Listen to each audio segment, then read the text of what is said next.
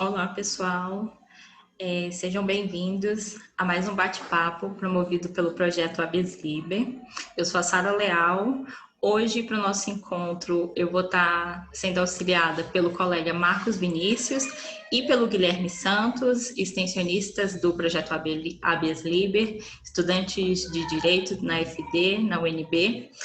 E o nosso convidado de honra hoje é o Emerson Franco.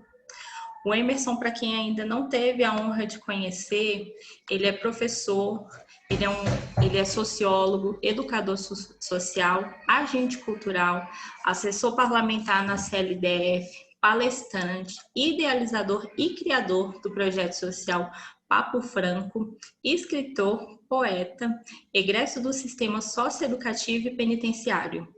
Hoje o Emerson trabalha no desenvolvimento de atividades educativas, culturais, pedagógicas e sociais em escolas públicas, unidades de internação, clínicas de reabilitação, casas de recuperação, penitenciárias, espaços culturais e coletivos periféricos.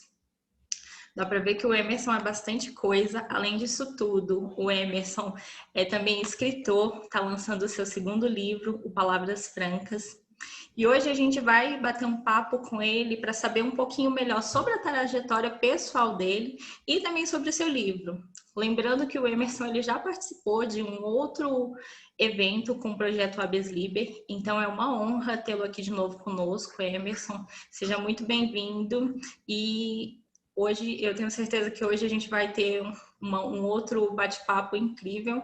Infelizmente, hoje não dá para a gente lotar, né, o auditório da Faculdade de Direito, igual foi na sua primeira palestra.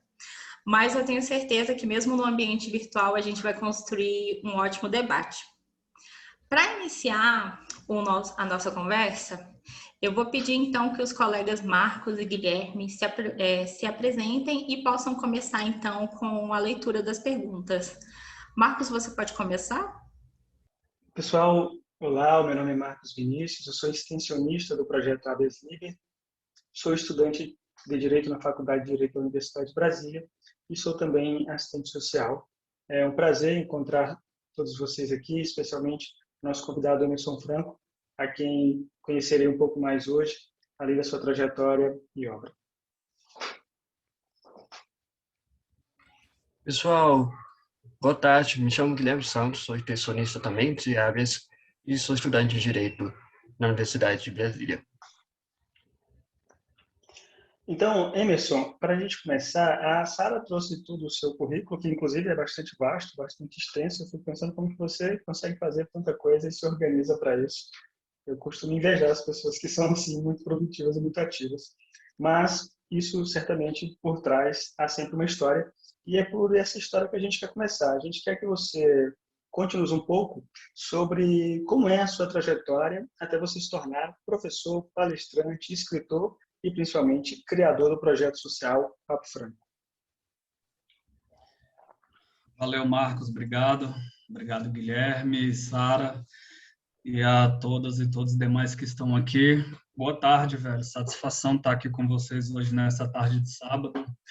Eu me chamo Emerson Franco, eu tenho 32 anos, eu moro aqui na Santa Maria Sul, essa quebrada que eu moro há quase 28 anos, né? Eu amo de paixão essa quebrada, apesar dos problemas, apesar das desigualdades sociais, apesar da violência urbana, mas eu amo a quebrada que eu moro. Bom, eu sou filho de preto, nordestino e analfabeto, meu pai que completou 70 anos o ano passado e, graças a Deus, conseguiu tomar as 2 doses da vacina. Eu sou filho de mãe diarista, semi-analfabeta, e foi balconista durante muito tempo. Hoje minha mãe é do lar. Eu sou o filho do meio de outros 2 irmãos, o mais velho é Jefferson Franco Gonçalo, vai fazer 34 anos. O mais novo é o Francisco Everton Franco Gonçalo, que está com 26 e infelizmente está cumprindo pena no complexo penitenciário da Papuda, né? E, inclusive, esse livro, Francas Palavras, é uma homenagem ao meu irmão também. Eu sou egresso do sistema socioeducativo e penitenciário, Na minha época, ali entre 2005 e 2006, eu passei pelo antigo CAGE, que ficava na Asa Norte. Acho que todo brasiliense, toda pessoa que nasceu aqui, que vive aqui, ouviu em algum momento falar do CAGE. O CAGE ele nunca foi, de fato, um sistema socioeducativo. O CAGE ele era um sistema punitivista, era um sistema de correção, um sistema de encarceramento em massa, que já existia naquele tempo, não é nenhum exagero falar isso aqui. E a minha primeira apreensão foi por assalto à mão armada no ano de 2005, quando eu tinha 16 anos de idade. Eu cumpri medida socioeducativa. Eu saí depois dos 45 dias, até porque eu era primário, né? E depois eu tive outras 2 passagens por tráfico de drogas. Eu voltei para o CAGE em 2006, passei pela Uniri, hoje nós conhecemos como Uniri, Unidade de Internação do Recanto das Emas, mas na minha época se chamava CIAGO, Centro de Internação e Atendimento Granja das Oliveiras, e passei pelo CESAME, que fica em São Sebastião. Eu sempre estudei em escola pública, eu defendo a educação pública, eu sou filho da classe trabalhadora, do proletariado. Minha vida toda como estudante foi em escola pública. Eu estudei no CEF 201, da minha 5ª à 8ª série, terminei, nunca fiquei de recuperação, nunca reprovei e nunca tirei uma nota abaixo do que a média. Eu sempre tirava nota muito boa, ou eu sempre me destacava de alguma forma na escola. Porém, eu carregava muitas revoltas comigo, né? O meu pai ele foi ausente da minha vida durante um tempo, e então eu culpava muito meu pai por isso, eu culpava a sociedade, eu culpava o sistema, burguês, eu culpava a desigualdade social, eu estava sempre procurando culpados, né? Como diz Eduardo Tadeu, eu era meio que um revoltado sem causa. E eu, infelizmente, peguei essas minhas revoltas e eu acabei me revoltando da pior maneira possível, né? Que foi de entrar para a vida do crime. Assumo todos os meus crimes, todas as minhas responsabilidades e irresponsabilidades, né? Eu sabia exatamente onde eu estava entrando. Depois que eu passei por ensino médio, no Centro de Ensino Médio 404, aqui de Santa Maria, que é uma escola de destaques de referência, eu estudei o 1º, 2º e o 3º ano incompleto. Depois eu abandonei a escola. E depois que eu abandonei a escola, completei a maioridade, continuei na vida do crime, na vida das drogas, da violência urbana, da criminalidade. E quando eu completei 19 anos de idade, em 2008, eu, infelizmente, fui preso por tráfico de drogas, corrupção de menores, assalto à mão armada e sequestro. Eu peguei uma pena de 26 anos, 9 meses e 3 dias. Eu cumpri 7 anos dessa pena. 6 anos no regime fechado, PDF-1, né, que nós conhecemos como Cascavel, e passei por todo o complexo, desde a delegacia, DPE, Centro de Detenção Provisórias, que é o CDP, PDF-1, PDF-2, Papuda e, por fim, o CPP, que ela anuncia o Centro de Progressão Penitenciária, que é um regime semiaberto. Então, dos meus 19 até os meus 25, 26 anos, essa foi a minha realidade de encarceramento. Porém, eu já quebrei uma estatística que diz que 75%, eu acho que já até ultrapassamos essa marca, já deve passar de 80% da população carcerária brasileira tem, no máximo, o ensino fundamental incompleto. Então, quando eu fui preso, sem querer, eu quebrei essa regra, essa estatística. Eu tinha um 3º ano do ensino médio. Uma cela extremamente lotada, que tinha capacidade para 10 homens, comigo era 25, e isso é encarceramento em massa, que é uma política pública deste governo atual, prende, pune e condena, e prende, e pune e condena muito mal, diga-se de passagem, e vocês sabem disso melhor do que eu, vocês são estudantes de direito. A sociologia me mostrou que o Brasil é a 3ª maior população carcerária do mundo, atrás apenas dos Estados Unidos e da China. Hoje nós temos uma população carcerária de mais de 800 mil pessoas presas. Eu peguei 2 castigos quando eu estava no PDF-1. O primeiro foi porque eu fiz o papel de professor na minha cela e no pátio. Eu consegui alfabetizar vários irmãos que tinham ensino, que não teve oportunidade de estudar, o que teve dificuldades, que mal sabia ler e escrever. E aí me jogaram no castigo com a seguinte desculpa de que eu estava formando um motim dentro do sistema, o que é mentira. O meu segundo castigo foi porque eu comecei a trabalhar na cantina e eu alimentei todos os irmãos Pedra. Esses irmãos Pedra, eles são conhecidos por esse nome porque eles não recebem visita. Eu tirei do meu próprio bolso e comecei a alimentar esses irmãos que não tinham visita e que estavam passando necessidade.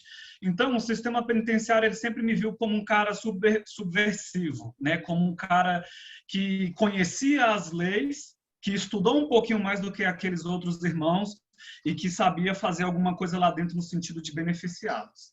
Eu saí em 2016, ganhei a minha tão sonhada liberdade, né? E eu saí com uma única certeza: para o crime eu não voltava mais. E eu não voltei, né? Entre idas e vindas, uma época em que eu estava foragido, eu conheci a mãe da minha filha. Hoje a minha filha está com quase 8 anos de idade, a Catarina. Eu entreguei 35 currículos em 35 lugares diferentes, isso é muita coisa. E a maioria dessas empresas que eu entregava, supermercado, shopping, loja, varejista, atacado, eu conseguia passar das etapas, que era uma prova de conhecimentos gerais, língua portuguesa, redação, matemática. Mas sempre que eu chegava naquela fase de entregar a documentação, eles sempre me pediam nada consta criminal. Nada consta criminal é um documento que te prende no mundo aqui fora, sabe? Porque você fica taxado como ex-presidiário. E aí eu encontrei uma sociedade aqui fora extremamente preconceituosa, discriminatória, e foi muito difícil conseguir trabalho. Finalizando essa primeira pergunta, que quem é de humanas não tem tempo para ser breve, mas eu vou finalizar.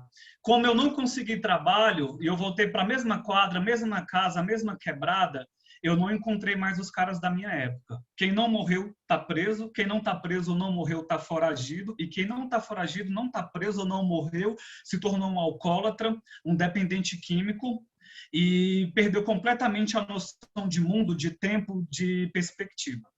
Eu sou o único da geração de 2005 e 2006, uma galera de 20 amigos que entraram para a vida do crime. Eu sou o único que conseguiu mudar de vida.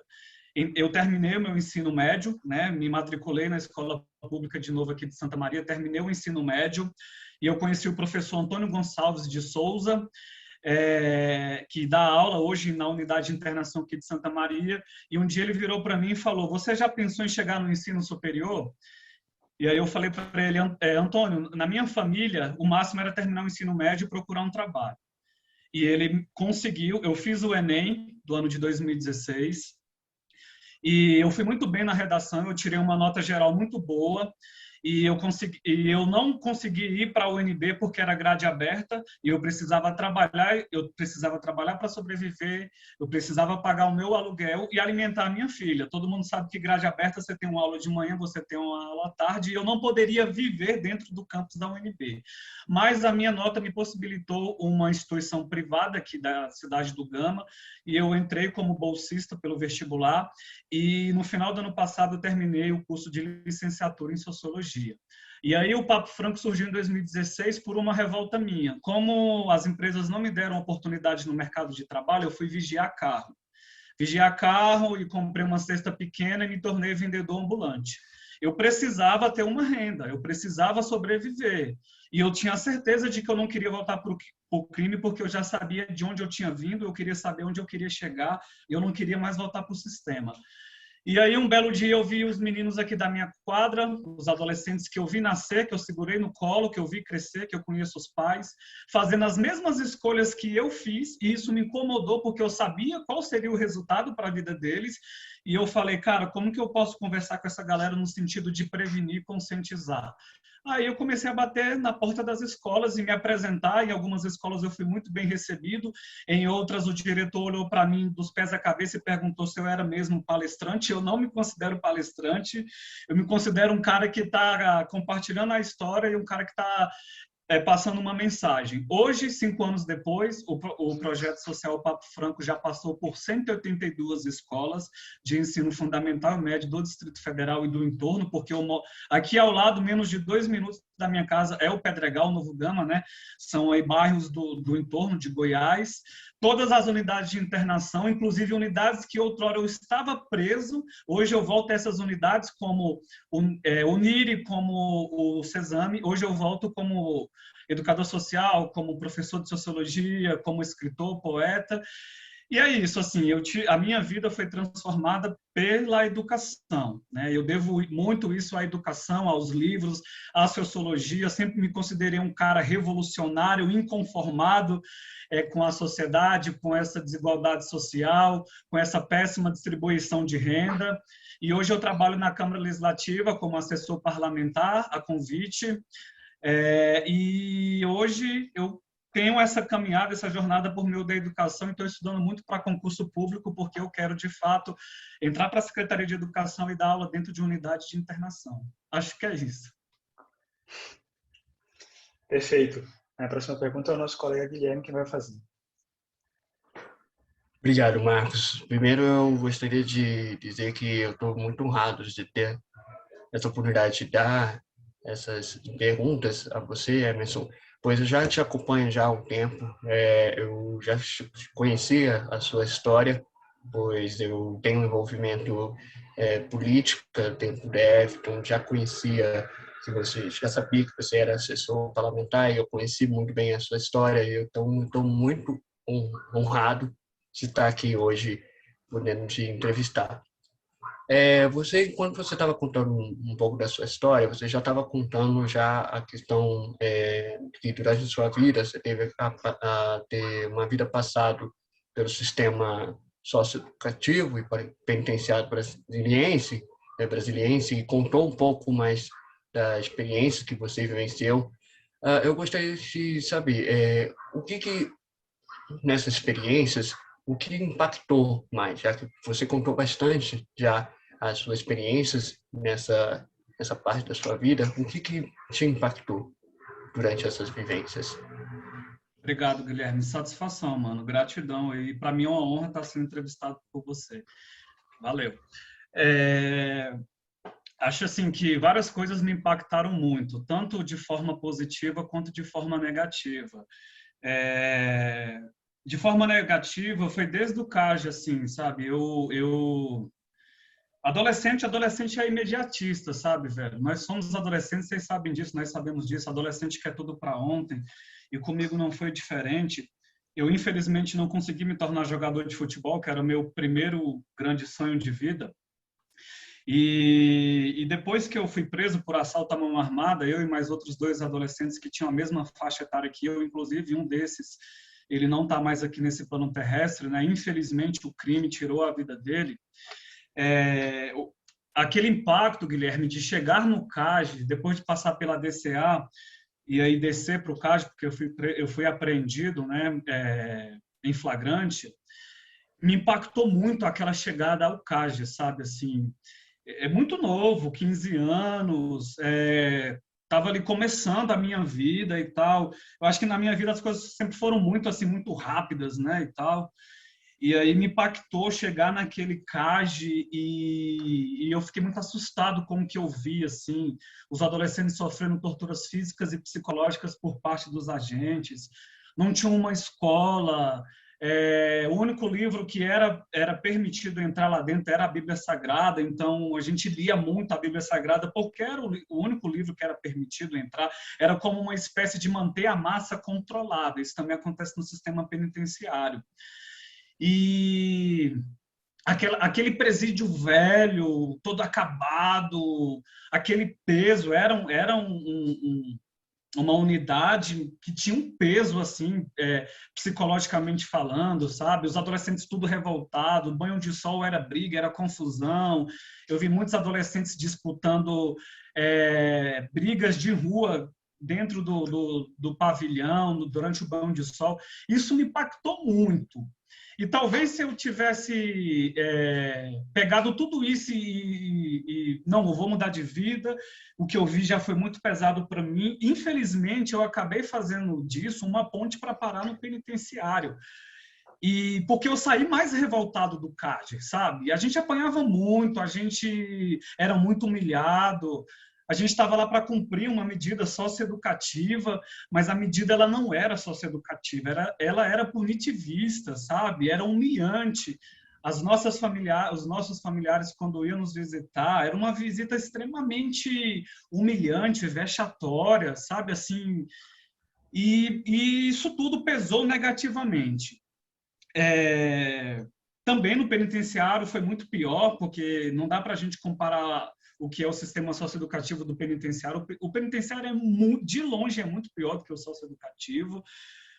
Mas, positivamente, o que me impactou, velho, foi poder ajudar os irmãos lá dentro, sabe?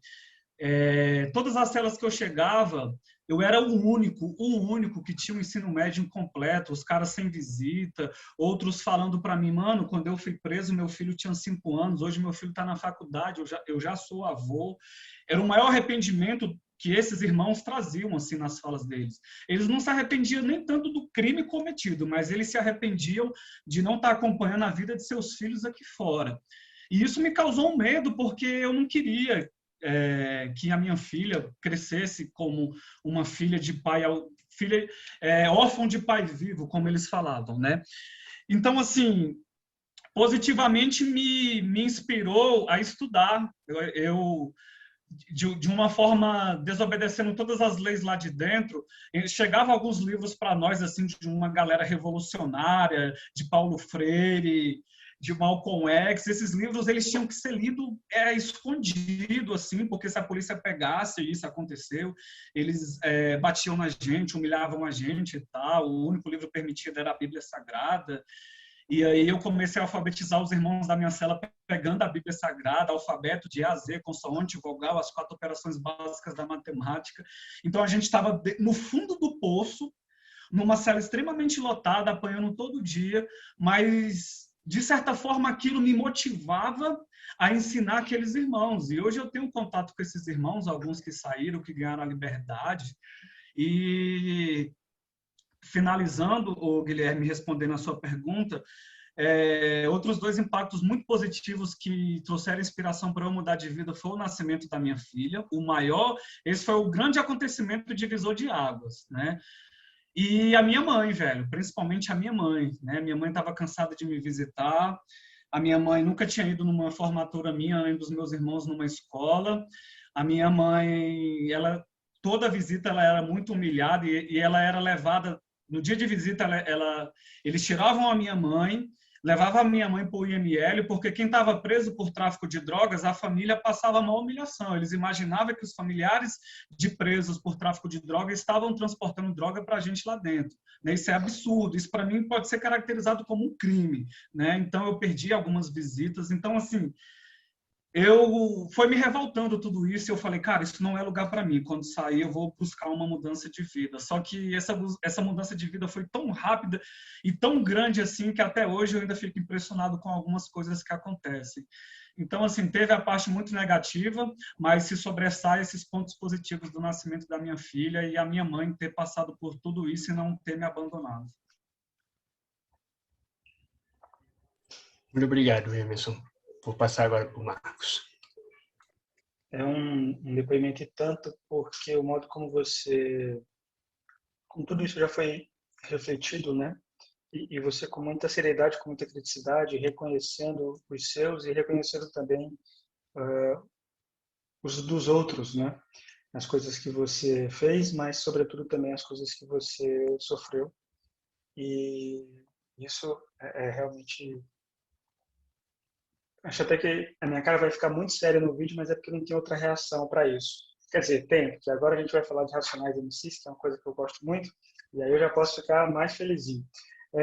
Tem uma música, essa daqui é...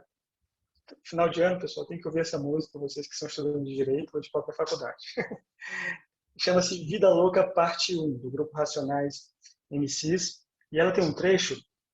Aqui eu vou fazer um jabá e vou falar até um pouquinho mais do que está no nosso roteiro. A estrofe inteira é assim: fé em Deus que Ele é justo. E, irmão, nunca se esqueça, na guarda, guerreiro, levanta a cabeça, truta. Onde estiver, seja lá como for.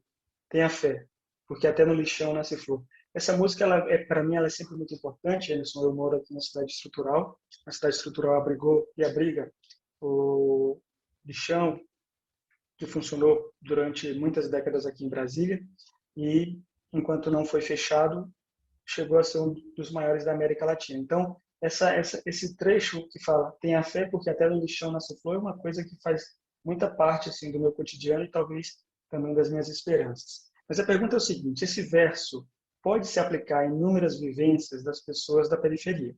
Como você vê esse trecho e como isso se aplica ao seu projeto, o Papo Franco? Obrigado, Marcos. Eu conheço a Cidade Estrutural, inclusive já palestrei em 2 ocasiões aí, tão próxima do centro e, ao mesmo tempo, tão distante, né? Uma desigualdade social muito grande. E, cara, eu cresci escutando Racionais, né, velho? Então, tipo, o rap, para mim, ele não foi e não é apenas um estilo musical. Eu acho que o rap, para mim, ele é uma filosofia de vida. Em 1996, só contextualizando, Marcos, em 1996 eu tinha 7 anos de idade e um primo meu chamado Claudemir já andava de abarreta, já curtia Racionais há muito tempo e tal, e um dia ele chegou e colocou para mim O Homem na Estrada. O Homem na Estrada é de 1994. Tinha 2 anos que O Homem na Estrada estava estourado. Ele colocou essa música para mim, e minha mãe fala que eu ficava igual aqueles bonecos do posto assim, sabe? Se balançando de um lado para o outro.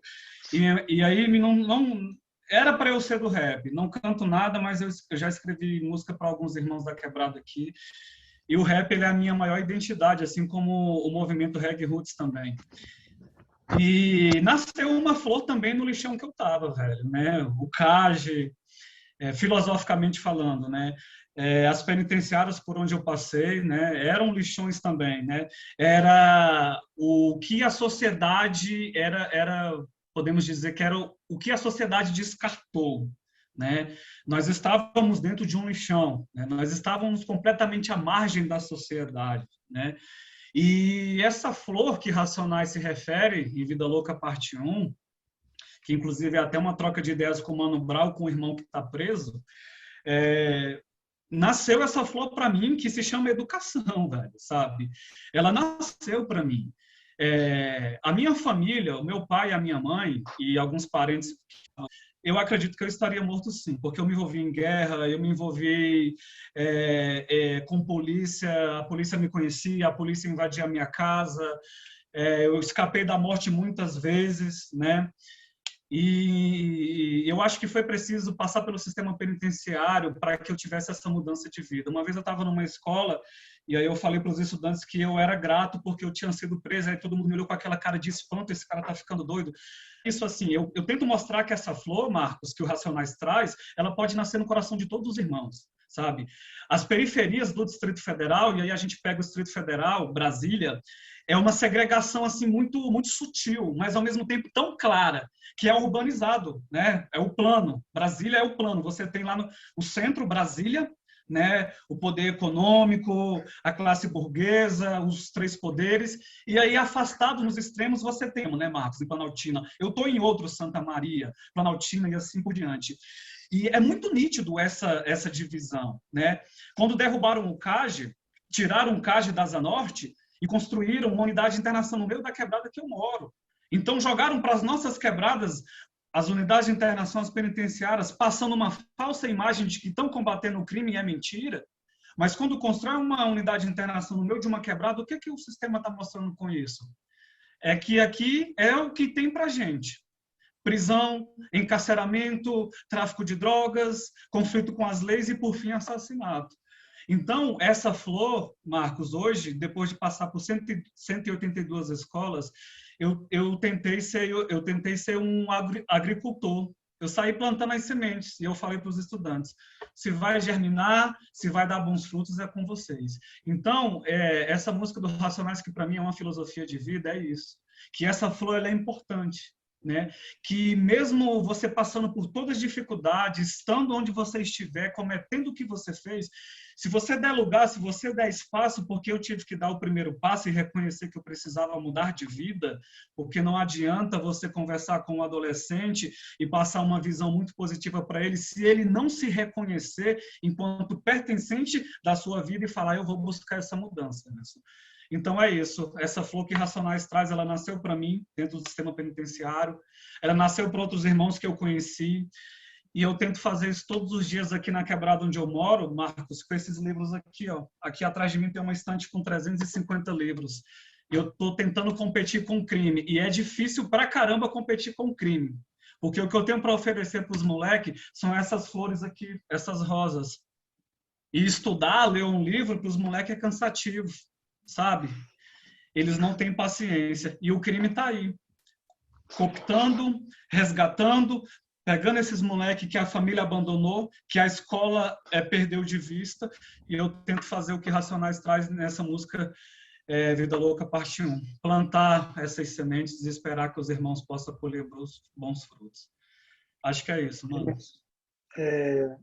Excelente a tua resposta. Eu lembrei agora de um trecho de música de um outro rapper, esse de Minas Gerais, o rapper Djonga, em que ele fala justamente isso, que ofereceram a arma e ele ofereceu um fone. O fone, no caso, é a saída dele, né? Ele se tornou um músico, etc. E eu acho que é isso. Enquanto se uma flor nasce aqui e outra acolá, com certeza a gente deve e pode sonhar com a primavera. Guilherme. Obrigado, Marcos. Então, como estamos observando que o rap é um estilo musical muito presente nas periferias brasileiras, mas que, pelo peso da realidade plantada em suas letras, hoje é ouvido para além das favelas. Grupos como Racionais, Criolo, Emicida têm enorme prestígio, inclusive entre os círculos intelectuais acadêmicos. Um exemplo aqui que nós temos é o vestibular da Unicamp de 2020, que incluiu, entre as obras de leitura obrigatória, o álbum Sobrevivendo no Inferno, o clássicos do Racionais, lançado em 97, que justamente discutia esses temas ligados a desigualdades sociais, miséria e racismo. Daí, dito isso, a pergunta seria: qual a importância desse estilo para as periferias, na sua visão, Emerson? E de ela se autoexpressar, criar música politizada, qual seria a importância do impacto que ela dá nas periferias para você, Emerson? Valeu, Guilherme. Cara, eu confesso para vocês que eu aprendi muito mais com Racionais do que na escola, sério mesmo. Eu aprendi muita coisa com Racionais MCs, eu aprendi muita coisa com Facção Central, com MV Bill, e eu acho que deveria até tornar-se uma política pública, assim, na educação, sabe? Durante muito tempo, e a gente sabe disso, durante muito tempo o rap ele foi sempre discriminado. Até hoje ele continua sendo um estilo musical muito discriminado, muito taxativo, as pessoas são muito preconceituosas. Minha própria mãe, ela não gostava que eu escutava Racionais até o dia que ela foi para o show do Racionais comigo. Isso foi uma revolução, levar minha mãe no show do Racionais. E hoje minha mãe consegue me compreender. E assim, eu vejo a importância que o rap nacional, não só com Racionais, mas Racionais é esse carro-chefe, claro, que deveria estar dentro dos espaços escolares, sabe? Das universidades, das escolas. Você pega um homem na estrada, velho, aquilo é sociologia pura, velho. Aquilo é filosofia, aquilo é geografia. Eu consigo enxergar e ver essa necessidade do rap, não só o rap, o funk também, né? De poder estar dentro desses espaços acadêmicos, desses espaços públicos. Eu sempre acreditei, Guilherme, nessa revolução. Sempre falaram para mim que a galera... A gente tem que promover uma revolução, a gente tem que fazer revolução. Hoje mesmo vocês estavam lá no ato, né? Eu não pude ir para o ato porque eu estava palestrando com uma galera do CF16 da Ceilândia. Se não fosse isso, com certeza eu estaria lá no ato, porque hoje eu consigo perceber do meu papel e do meu posicionamento na sociedade. E eu sempre acreditei nessa revolução, e o rap falava dessa revolução. E depois eu fui entendendo que essa revolução, ela não existe. Para mim, ela não existe. Por quê? Porque nós não somos unidos. Quando você vê uma quadra aqui da 100, com guerra com a quadra da 101 e o que divide é uma avenida, aí você vê que o sistema está ganhando da gente. Porque é isso que o sistema quer, a gente se matando. Então, essa tal revolução que o rap sempre pregou, eu não acredito mais nela. Eu acreditava nela até pouco tempo atrás. Hoje eu acredito em pequenas revoluções que um dia podem se tornar grandes revoluções, sabe? E para mim isso não é uma utopia, sabe? Hoje, para mim, essas pequenas revoluções, elas se dão em palestras, elas se dão no livro que eu acabei de escrever, com 60 poesias, né? E ela se dá por eu chamar, antes da pandemia, os moleques para dentro da minha casa e a gente fazer sarau aqui dentro, a gente ler, a gente trocar ideia, fazer roda de conversa e sempre escutando um rap. Eu me lembro que eu ia muito para a escola com fone no meu ouvido, CF 201, Centro de Ensino Médio 404, escutando rap, e a professora ela pedia para eu tirar e não deixava eu ouvir. E a minha família, meu pai, ele teve uma criação muito forjada no machismo, né? Aquela criação do sertão da Paraíba de que homem é homem, homem é macho. E meu pai tentou colocar essa criação para a gente aqui, claro que não ia dar certo, porque eu sempre fui um cara contestador. E aí o meu pai escondia o radinho para eu, época da fita, mano, época do CD, para eu não escutar Racionais MCs. E hoje o livro Sobrevivendo no Inferno, que está até ali, ó, ele está bem ali esse livro, eu ganhei de um professor numa palestra que eu fui em 2018, numa escola do Recanto, ele me deu esse livro e no final do ano passado eu estudei esse livro e apresentei esse livro para os adolescentes lá de Londrina, no Paraná, que estão cumprindo medida socioeducativa. Foi uma manhã todinha só falando sobre o livro. E o quanto eles aprenderam com o livro Sobrevivendo no Inferno. Né? Recentemente nós tivemos aí uma questão, Racionais capítulo 4, versículo 3, que caiu no Enem, salvo engano, 2017 ou 2018, vocês me corrijam aí. Mas, então, isso são essas revoluções, sabe? E levar para dentro de uma universidade pública, levar para dentro de uma instituição privada, de uma escola pública, o rap, o funk, essas músicas que fazem denúncias contra o racismo, o machismo, a violência contra a mulher, contra as minorias, a corrupção. Cara, isso é aula, mano. Isso para mim é aula. Isso se encaixa em todo e qualquer tipo de matéria de ciências humanas. Então, é necessário a gente nos ressignificar. A educação ela não pode ser uma educação focada e centrada apenas no conteúdo, porque na minha época despejava conteúdo e a gente tinha que provar que a gente sabia o conteúdo e tinha que tirar nota boa. Era isso. Hoje não, velho. Hoje eu vou nas escolas, eu vejo os professores ali de sociologia, de história, língua portuguesa, pegando uma poesia minha. Tem uma poesia muito, muito preciosa para mim. Se a Sara me permitir, ao final eu quero recitar para vocês.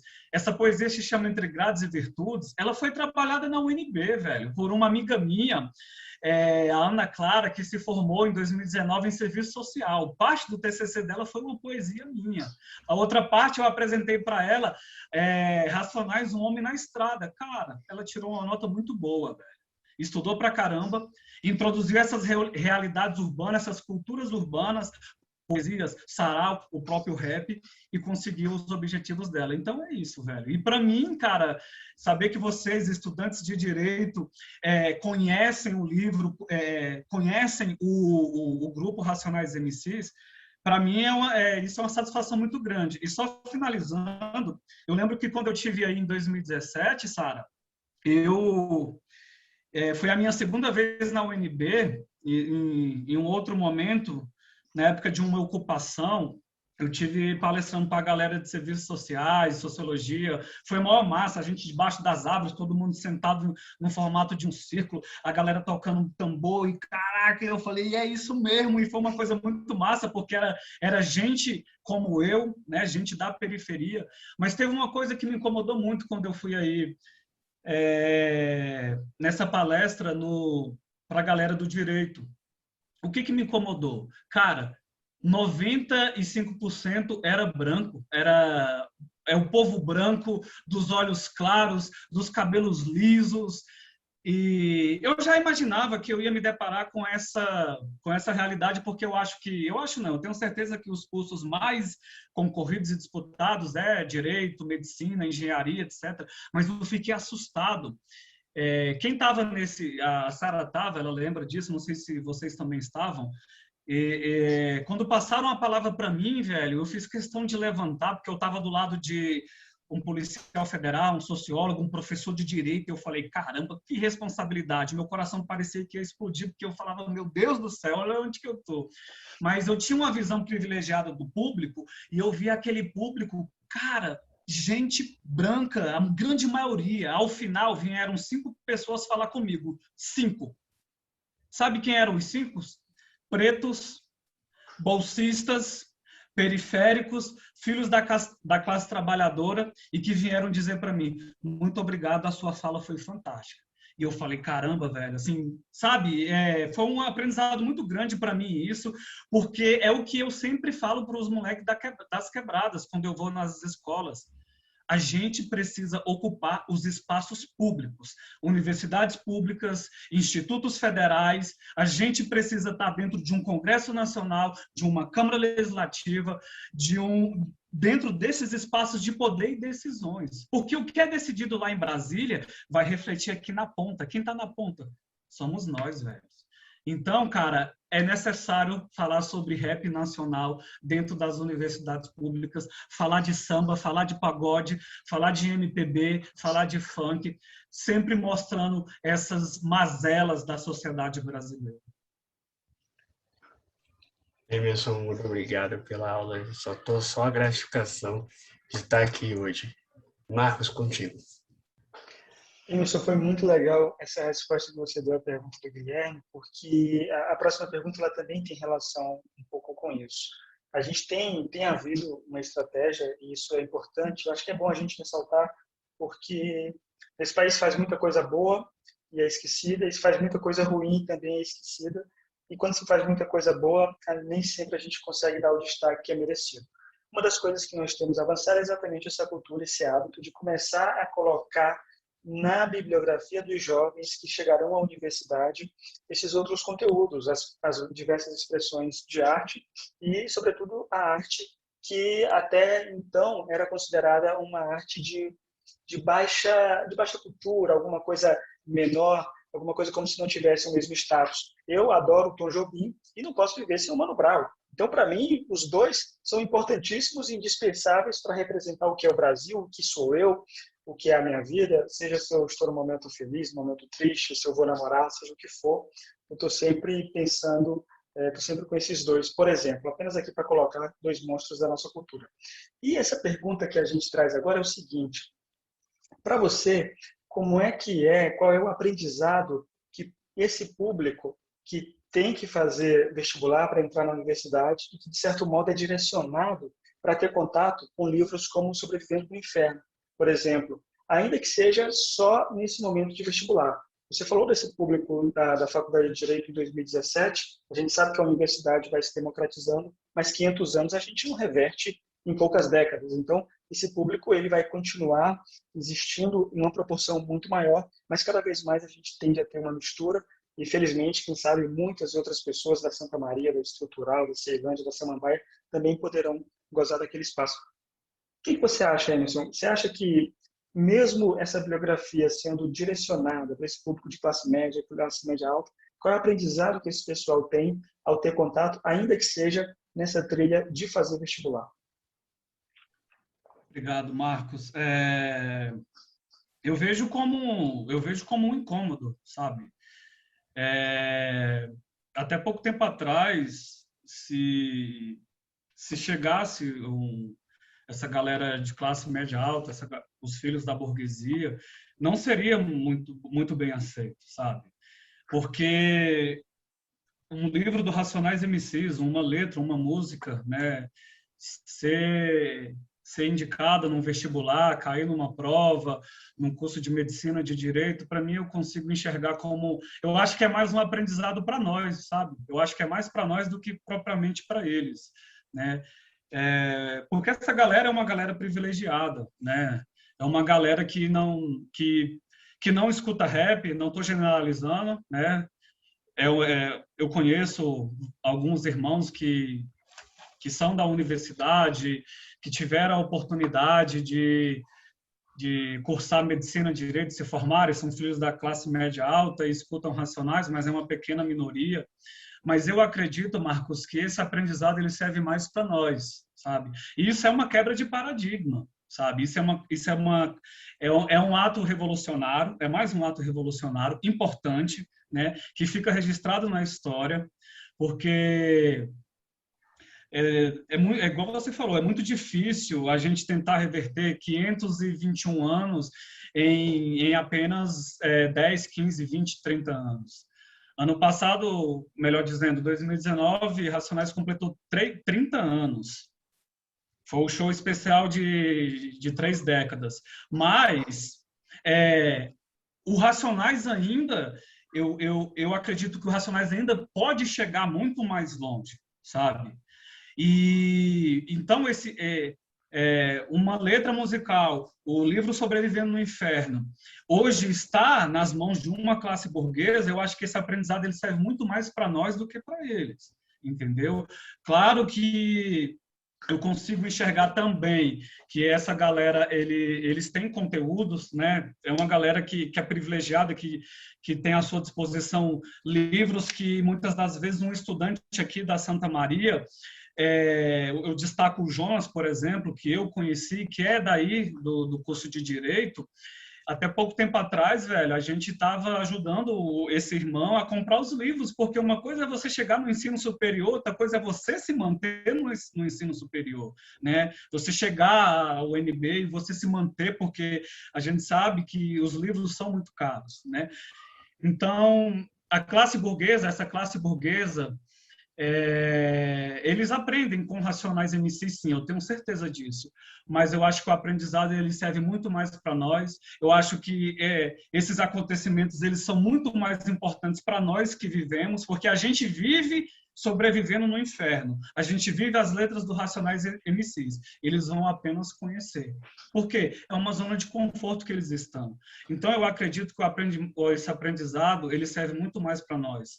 O Eduardo Tadeu, ex-Facção Central, ele lançou também recentemente o disco solo dele, Depósito dos Rejeitados, e eu não consigo dizer para vocês qual é a melhor música desse álbum. Porque esse álbum, todas as músicas, elas são infinitamente muito boas. É história, é direito, é medicina, é arte, é cultura, é língua portuguesa. Então, para mim, esses aprendizados por meio do Facção Central, por meio de poesias escritas por pessoas periféricas, pretas, filhas de trabalhadores que pegam baú lotado, chegar dentro desses espaços e essa classe privilegiada chegar até as mãos deles, cara, é revolução para nós, é aprendizado para nós. Muito obrigado, Emerson. Guilherme? Obrigado, Marcos. Então, eu vou agora ir para a questão do seu livro, no qual você acabou de lançar, que é o Francas Palavras, e você citou, inclusive, lá na primeira pergunta, que ele também tem um pouco de relação com o seu irmão. Como é que surgiu a ideia do livro? Você pode nos contar um pouco sobre a produção, sobre os eventos que motivaram você a fazer esse livro? Claro, Guilherme, com a maior honra do mundo. Eu tenho um outro livro que está parado, que se chama O Valor de uma Lágrima. Eu até apresentei ele quando eu estive na UNB, aí, que é um livro que eu estou segurando as grades e tal. É uma autobiografia, melhor dizendo, né? eu comecei a escrever essa autobiografia em 2009, quando eu estava na Papuda, né? Porque eu sempre tive uma ligação muito forte com a escrita. Eu sou apaixonado por língua portuguesa, história, etc. E então, assim, lá dentro, para mim, a escrita era como com um refúgio, né? Porque a ociosidade dentro do sistema penitenciário ela é muito grande. Eu me lembro que a gente ficava 23 horas trancado e a gente tinha, no máximo, 1 hora de banho de sol. Em outros pátios, era banho de sol a cada 2 dias, assim, sabe? Uma outra cela que eu passei tinha uma televisão. E uma cela que tivesse televisão era uma cela privilegiada, né?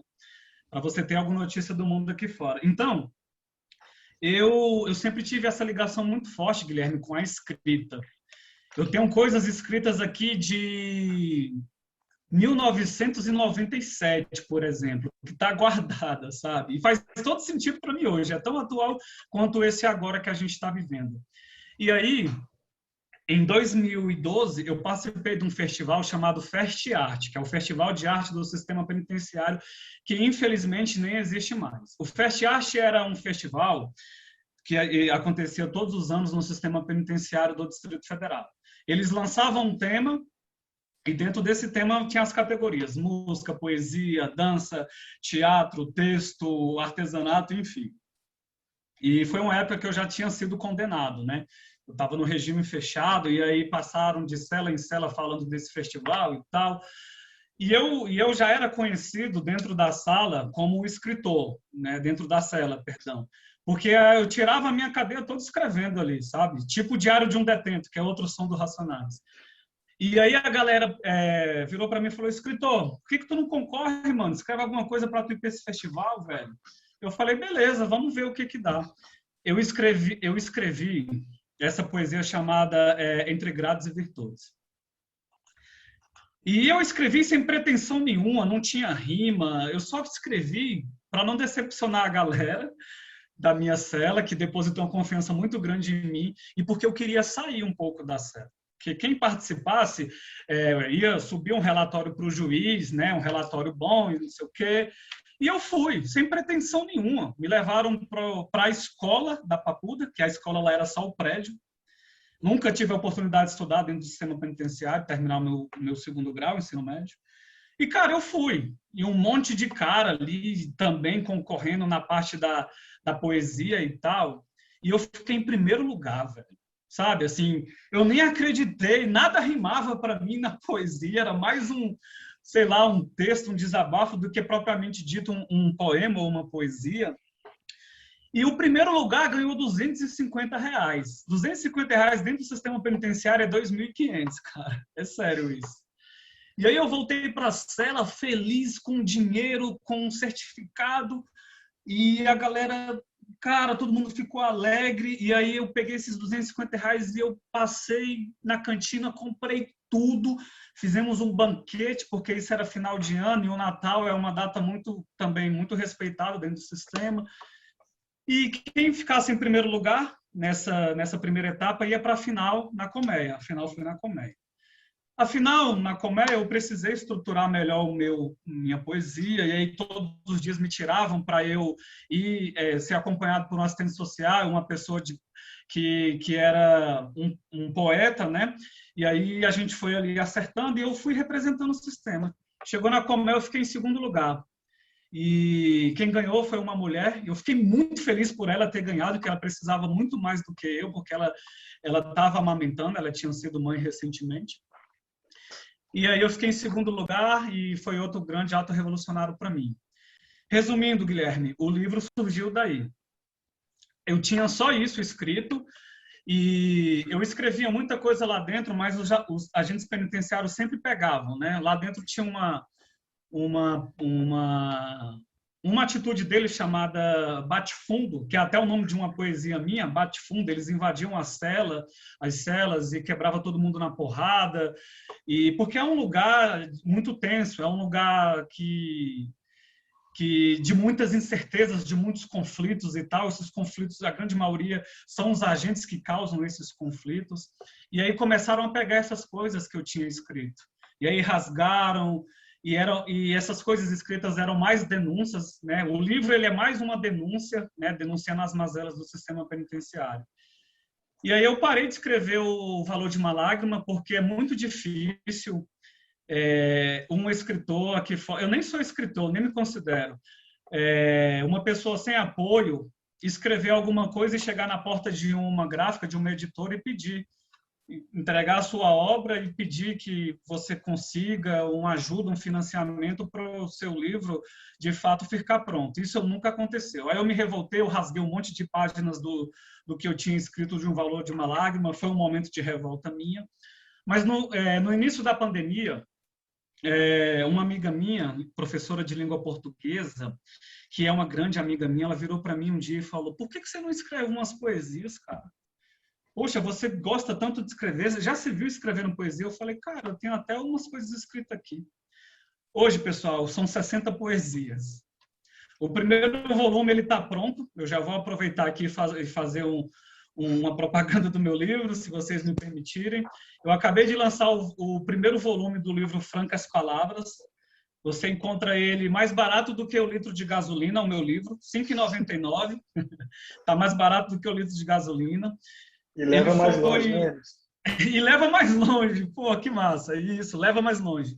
Ele está no site da Amazon e ele está também no site da editora Reflexos. São 28 poesias no primeiro volume. O volume 2 já está pronto, são 32, 33 poesias também, todas escritas por mim, todas escritas durante a pandemia. E não é assim, não é nada romântico, não que toda poesia tem que ser romântica. Cara, ela tem 0% de romantismo e ela tem 100% de revolução, resistência e guerra ao sistema, sabe? Eu posso sofrer 8 processos diferentes com esse livro. E eu não vou recuar um passo. Eu não vou recuar. Eu estou falando mal da Câmara Legislativa, eu estou denunciando as abordagens policiais aqui na Quebrada, porque a gente que é abordado aqui na Quebrada, a primeira coisa que pergunta: esse cordão seu é roubado? Essa bicicleta sua é roubada? E aí, dessa atitude desse policial, eu escrevi uma poesia que se chama É Roubado? Uma vez, num outro lugar, disseram que eu estava numa palestra de um cara, passaram a semana toda falando que esse cara ele era coach, não sei o que e tal, e num determinado momento da palestra dele, ele fez uma dinâmica lá, e ele me convidou alegando que eu tinha a cara do crime. E eu posso confessar para vocês que eu sou até privilegiado, porque eu sou branco, né? Eu não posso aqui falar de racismo, o Guilherme tem muito mais propriedade de fala para falar disso, eu só falo sobre racismo, né? E esse cara virou para mim, acho que ele viu as 19 tatuagens que eu tenho, todas muito expostas, e ele falou que eu tinha a cara do crime, minha ficha foi cair só no outro dia, e eu fiz uma poesia com esse título. Qual a cara do crime? Se é que o crime tem uma cara, né? Então, pessoal, é isso, assim. E aí eu falo do nascimento da minha filha, eu fui pegando os acontecimentos, né? Eu estou fazendo uma crítica muito pesada a esse desgoverno do Bolsonaro numa poesia chamada Pandemônio, que está no volume 2. Então, assim, foram esses grandes acontecimentos que eu vivenciei. 99% do livro ele fala sobre a minha história de vida, e aí eu estou falando na primeira pessoa, e outras poesias são de pessoas que eu conheci, que eu pedi permissão para escrever sobre elas. Então é isso. E o livro O Valor de uma Lágrima, eu voltei a escrever, e eu não tenho o livro Francas Palavras em material, né, em livro impresso, porque eu não tenho dinheiro para pagar uma gráfica, meu editor, eu só tenho ele até então em PDF, em e-book, né, plataforma digital, e a gente está tentando lançar uma vaquinha solidária nas redes sociais, porque tem muita gente querendo conhecer esse livro de poesias, né? É muito libertador escrever sobre o que eu vivi. Eu chorei em algumas poesias porque é a minha história de vida, né? E eu espero que vocês possam conhecer esse livro, que vocês possam ler. Eu acredito que vocês possam se identificar em algum momento. E é isso, assim, velho. Eu sempre tive uma ligação muito forte com a escrita, e aí eu peguei os meus problemas e coloquei no papel. Acho que é tipo escrever um rap também, acho que é mais ou menos isso. Muito obrigado, Emerson. Muito obrigado. E não esquece, tá, gente? Tá em Amazon, tá na editora. E aproveita e leva o outro. Para você, Marcos. Cara, é interessante porque a próxima pergunta, eu acho até que você já contemplou, mas de repente você pode eleger uma coisa que ela aborda. É o seguinte, todo escritor, ele convive com desafios, a jornada de ser escritor. E no seu caso, os desafios certamente eram diferentes e mais intensos. E, nesse sentido, o que te motivou a continuar escrevendo em meio a tantas dificuldades? Era assim, é um sentimento de que, poxa, as pessoas têm que conhecer isso aqui, têm que conhecer essa história, essa narrativa. O que te motivou a continuar escrevendo? Porque era muito mais fácil desistir, né? Afinal de contas, para todas as pessoas que nascem e que convivem, que crescem numa situação complicada, é muito mais fácil você abdicar dos seus sonhos do que você levá-los à frente e conseguir alcançá-los e conseguir desfrutá-los. O que te motivou a continuar escrevendo isso? Eu acho, Marcos, que o que me motivou e o que me motiva todos os dias, eu acho que é essa sede de justiça, de liberdade, né? A gente está vivendo um momento muito difícil no Brasil, né, velho? No mundo, melhor dizendo, e isso diz respeito à pandemia e tal, mas o Brasil, velho, o que está acontecendo no âmbito da política, das desigualdades, né, dessa política de encarceramento em massa da juventude preta, pobre, periférica, eu acho que é a inspiração, sabe? Eu confesso para vocês que durante 14 anos da minha vida eu usei drogas. Maconha eu nunca considerei como droga, sabe, velho? Eu fui um ativista da marcha da maconha pela a descriminalização e o seu uso e etc. Mas o álcool ele me devastou muito, a própria cocaína me devastou muito, os comprimidos de LSD, enfim. Né? Minha família tentou me internar algumas vezes em clínica de reabilitação, casa de recuperação antes de eu ir preso. Mas assim, eu acho que hoje o que me inspira a escrever é porque eu imagino que o que eu escrevo é necessário para a sociedade, sabe? E às vezes me incomoda muito, Marcos, essa dificuldade que eu encontro de não conseguir publicar o meu livro em material impresso assim. Porque essa pandemia trouxe para mim assim muitas reflexões acerca de quem eu sou, do que eu me tornei, da minha filha e etc. E eu não esperava que eu fosse conseguir escrever 60 poesias, sabe? Eu não esperava que a Amazon fosse publicar o meu livro em e-book, por exemplo. E todos os dias, hoje, eu acho que o único vício que eu tenho é pedalar, cara. É um vício, assim, que eu pedalo todos os dias 30 quilômetros, aos domingos eu vou até o plano, e todas as vezes que eu pedalo, eu volto para casa com alguma coisa na mente de escrever, assim, sabe? Então, eu me pergunto, será que o que eu escrevo é muito bom e vai servir? Ou então não presta para nada? Porque você escrever sobre você é muito desafiador, porque é muito subjetivo também, sabe? Mas eu me isolei, hoje eu sou um cara isolado aqui, por quê? Não porque eu me afastei da galera que vive do crime, muito pelo contrário. Eu falo com ele todos os dias, com essa galera. Foram eles que se afastaram de mim porque hoje eu não tenho mais para oferecer o que eles tanto querem. Eu tenho um livro para oferecer. É isso. E aí volta aquela questão da competitividade com o crime. Então, assim, eu fui inspirado a escrever. Isso está acontecendo no momento certo, assim como foi o Papo Franco. Não foi nada projetado, Marcos. Eu não saí da cadeia pensando, chegar lá fora eu vou virar um palestrante.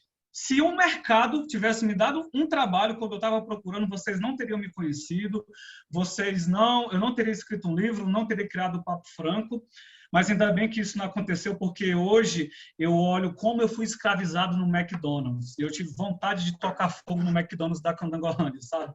Porque eu via o quanto que aquilo era uma exploração.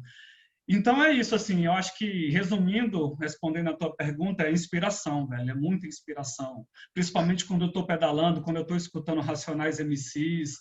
Eu nem assisto mais TV porque eu estava ficando adoecido, velho, com esse bombardeio de informação e tudo isso que a gente tá presenciando no mundo e tal. E aí eu acho que esse meu vício pelos livros, por pedalar, é o que me inspira a escrever. E eu acho que é o momento certo. E eu estou fazendo isso. Emerson, cada resposta que você dá, cada palavra me remete a um artista e uma música. E agora eu lembrei do nosso saudoso Sabotagem, Rap é Compromisso. Porque no seu caso, escrever é compromisso, pedalar também, né? Pedalar também é compromisso. Guilherme. Obrigado, Marcos. Emerson, quando eu acordei hoje cedo,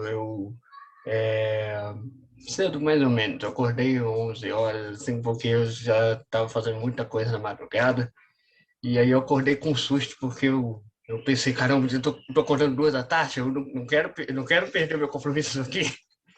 E aí eu comentei um pouco com a minha amiga, que eu acordei meio desesperado, com medo de ter perdido o compromisso. Aí ela, mas por quê? Porque eu vou entrevistar o Emerson, que você conhece? Daí eu peguei um link da sua rede social lá, que era do projeto, na verdade, do Papo Franco, e mandei para ela e contei um pouco mais a respeito do seu projeto. Então, a minha pergunta vai ser nesse sentido, pois esse mês ele completa 5 anos de trabalho, não é? O Papo Franco. E como ele funciona, como ele atua, pode me explicar melhor? Posso sim, Guilherme. O Papo Franco, ele basicamente ele é um projeto social apartidário, antirreligioso, que não visa fins lucrativos, que não está ligado a nenhuma empresa pública nem privada. Ele é nesse formato de uma palestra. Eu vou lá na escola, geralmente a escola pergunta para os estudantes quem quer participar e tal, e aí eu coloco sempre um rap durante a minha fala ali, né? Que eu sou um cara movido à música e geralmente é sempre um rap. E aí eu converso com a galera, assim, eu não gosto nem de chamar de palestra, porque na minha época de estudante, quando falava que ia ter palestra, eu pulava o muro da escola e ia para casa, porque eu sempre imaginava aquela coisa chata, maçante, teórica. Então, assim, eu gosto mais de chamar uma troca de ideias, uma roda de conversa e tal. E tem outro formato, que é o projeto, assim, por encontros, né? E eu vou à escola, e aí a escola separa os estudantes, ou geralmente a escola tem ali um histórico sobre os estudantes, eles apontam aqueles estudantes que entre aspas, para a escola estar sendo mais problemáticos e tal, que tem algum envolvimento com droga, alguma coisa do tipo. E aí, durante 4 encontros, eu converso com essa galera. Então, é assim, uma vez por mês eu vou à escola. O primeiro encontro é a apresentação do projeto, o que é, como funciona, as finalidades, os objetivos.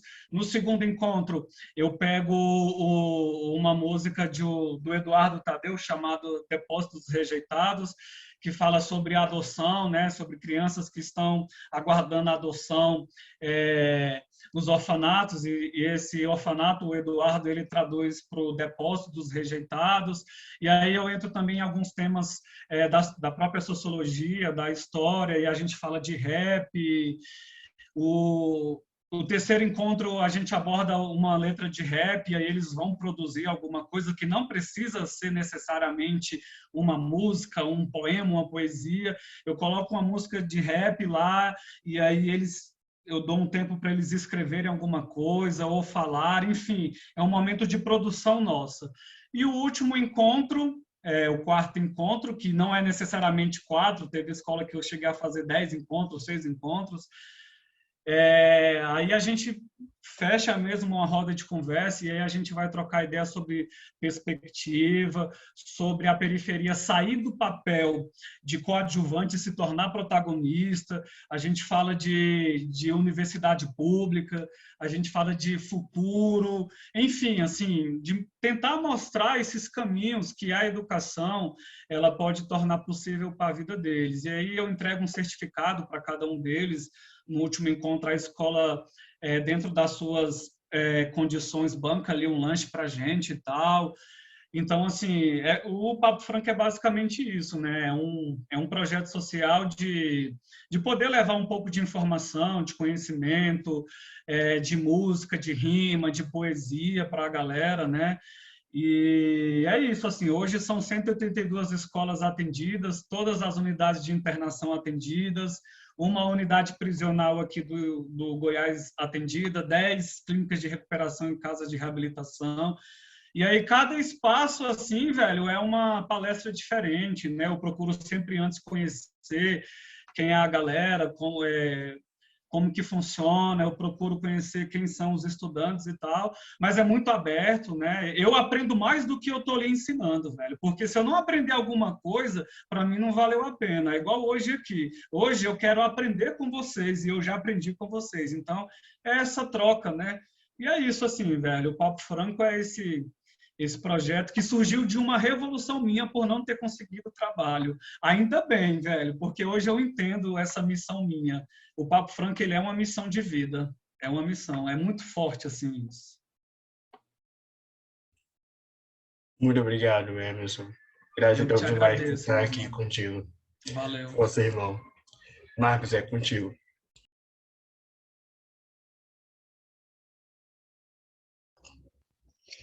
Guilherme, a gente já pode colocar no nosso Lattes que a gente, então, deu uma aula ou ensinou alguma coisa para o Emerson Franco, porque está registrado aí em vídeo, ele não vai poder negar depois.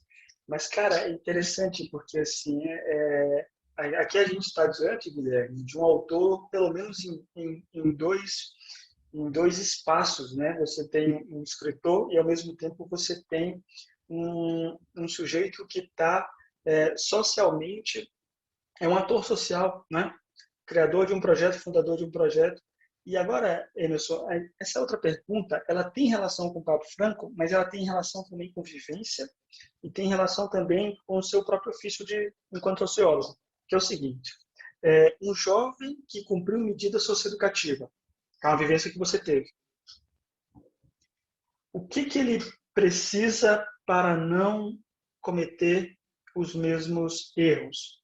E eu até prefiro dizer o que ele precisa, qual é a trilha, quais os passos que ele precisa tomar para não cair nessa armadilha, porque eu compreendo, inclusive, talvez mais como uma armadilha, né? E qual é o papel da família também? E aí, se você quiser, você pode emendar qual é o papel da escola, qual é o papel da cultura, qual é o papel do esporte, para que um jovem ele não volte a cair nessa mesma armadilha. Afinal de contas, eu duvido muito que algum jovem tenha como meta de vida passar pela experiência do CAGE, passar pela experiência de ter a sua mãe sendo submetida a uma visita vexatória e coisas nesse sentido. Eu acho que isso não é um sonho de ninguém. De modo que eu considero isso como uma grande armadilha que, infelizmente, muitos jovens ainda caem. Cara, muito boa essa tua pergunta, viu, Marcos? Assim como todas, sua, do Guilherme também. Velho, oportunidade, mano. A gente precisa oportunizar os nossos adolescentes, os nossos jovens. E aí, eu quero trazer um acontecimento, resumindo, um acontecimento que foi numa escola da Ceilândia, antes da pandemia. Eu palestrei para a escola toda, velho. Quase 500 estudantes assim no pátio, cara. Foi uma coisa assim, sabe? Foi fantástico. E aí, ao final, a diretora chegou para mim e falou: poxa, Emerson, pena que você é uma exceção, né? Aí eu falei: poxa, diretora, e eu queria muito ser a regra, sabe? Eu acho que eu estou muito longe de ser a regra. Eu ainda sou um cara muito falho. Eu ainda cometo vários deslizes tentando acertar e tal, mas eu cheguei num determinado ponto do meu caminho, Marcos, que não dá mais para voltar. Eu não posso mais voltar, né? Eu pensei em abandonar o Papo Franco em 2018, quando eu vi que eu estava, na minha cabeça, eu estava enxugando gelo, porque eu ia para as escolas e, cara, passava aquela maior visão para os meninos de estudar, de se formar, curso profissionalizante, fazer um curso de inglês, francês, espanhol, enfim, sabe? E Quando terminava aquela palestra que eu saía da escola, eu via aquela mesma galera lá que tinha acabado de participar das atividades na porta da escola preparando um cigarro de maconha ou indo para a direção porque estava dando muito trabalho e tal. E aí isso me decepcionava pra caramba, assim, sabe?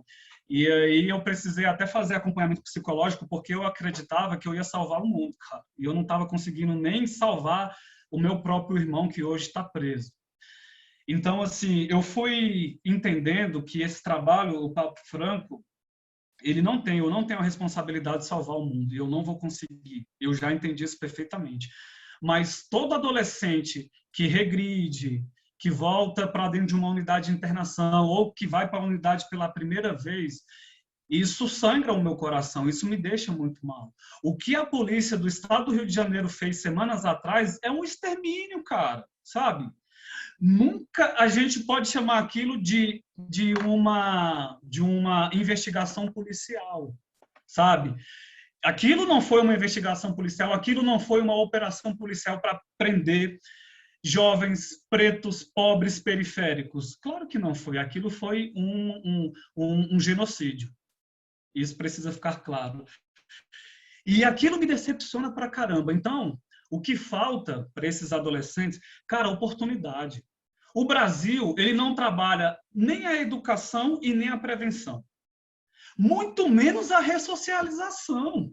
E como é que a gente vai, Marcos, Guilherme e os demais irmãos e irmãs que estão aqui, como é que a gente vai ressocializar quem nunca foi socializado, cara?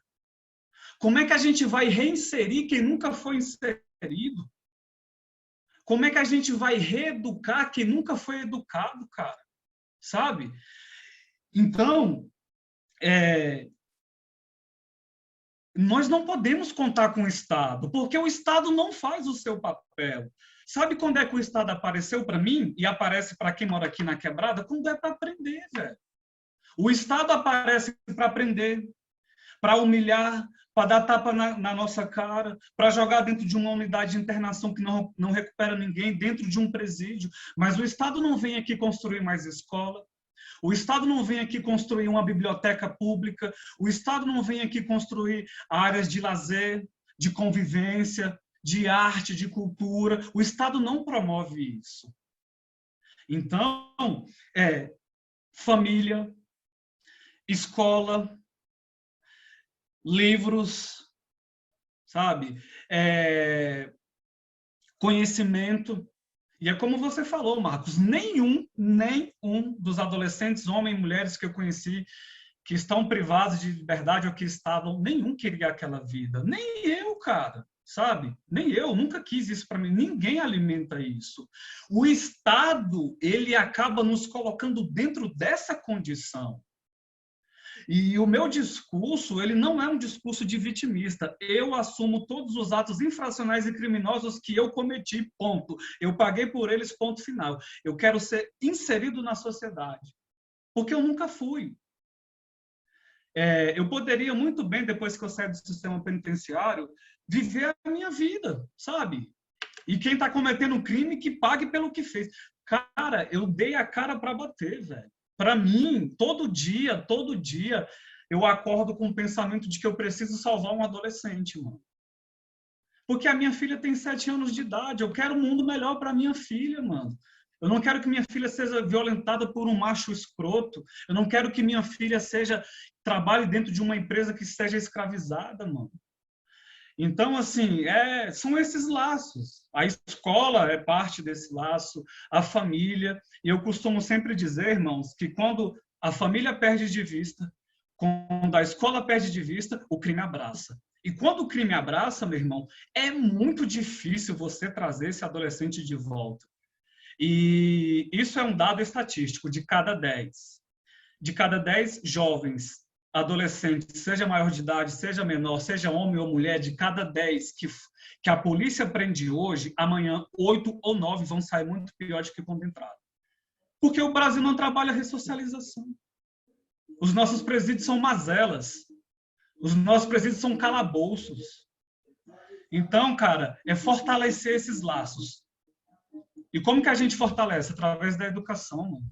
das oportunidades. Adolescente que saiu da unidade de internação hoje, ele tem que ter oportunidade no mercado de trabalho. Ele tem que fazer a sua matrícula, voltar para a escola e ter uma educação acolhedora, sabe? Que oportunize, que devolva para esse adolescente o direito dele de reconstruir a sua vida.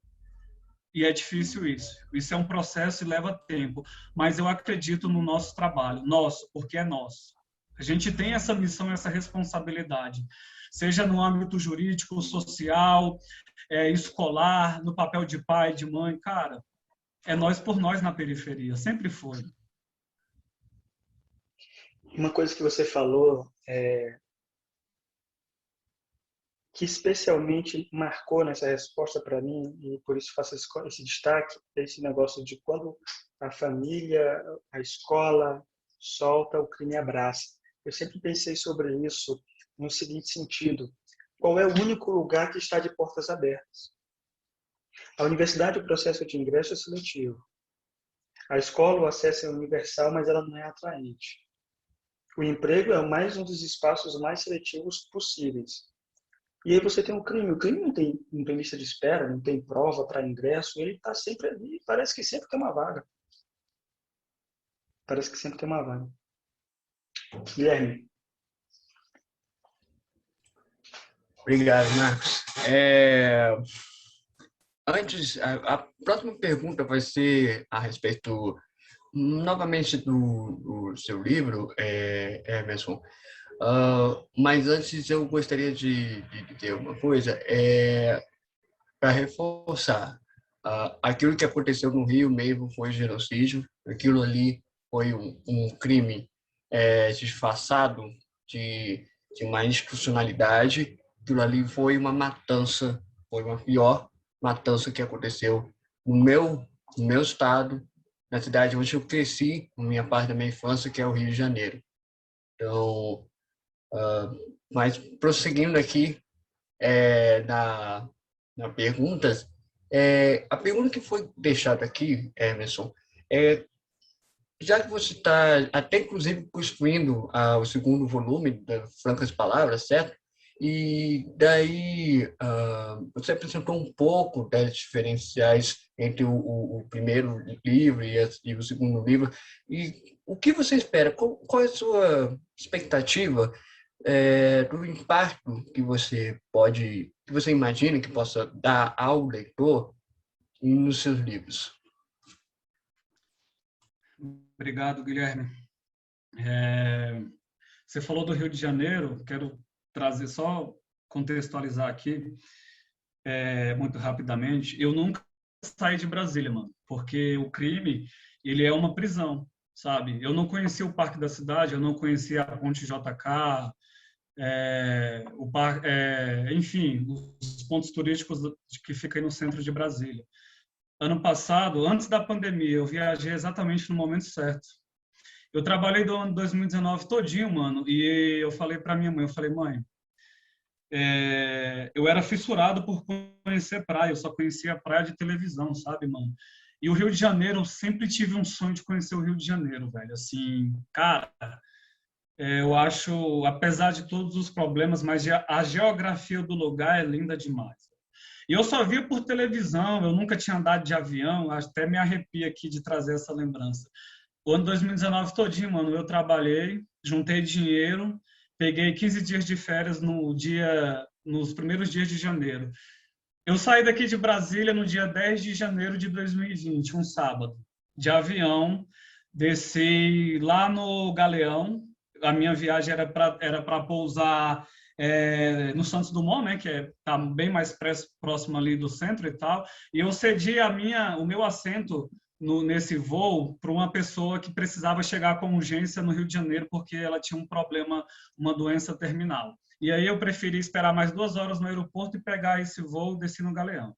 Eu fui sozinho, eu fiquei do dia 10 de janeiro do dia 10 ao dia 20 de janeiro hospedado no Morro Babilônia, que fica por trás de Copacabana, você com certeza deve conhecer. Eu fiquei no hostel, eu fiquei no Morro Pacificado, mas, cara, eu nunca fui tão recebido e tão bem tratado por um público que nunca tinha me visto na vida, como foi no Rio de Janeiro. As pessoas me convidavam para ir na casa delas e nunca me tinham me visto na vida, tomar um café.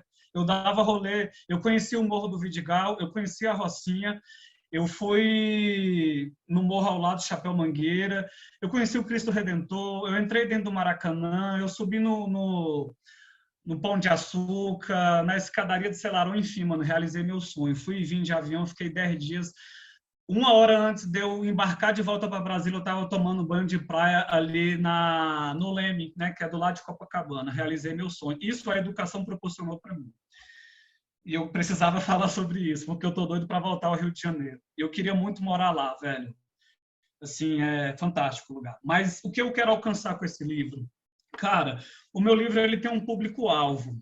Eu acho que quando você canta, quando você escreve, por mais que você tenha grandes sonhos, que sua música seja alcançada e seja ouvida, eu nunca pensei em status nem fama, mano. Nunca, nunca, nunca pensei nisso.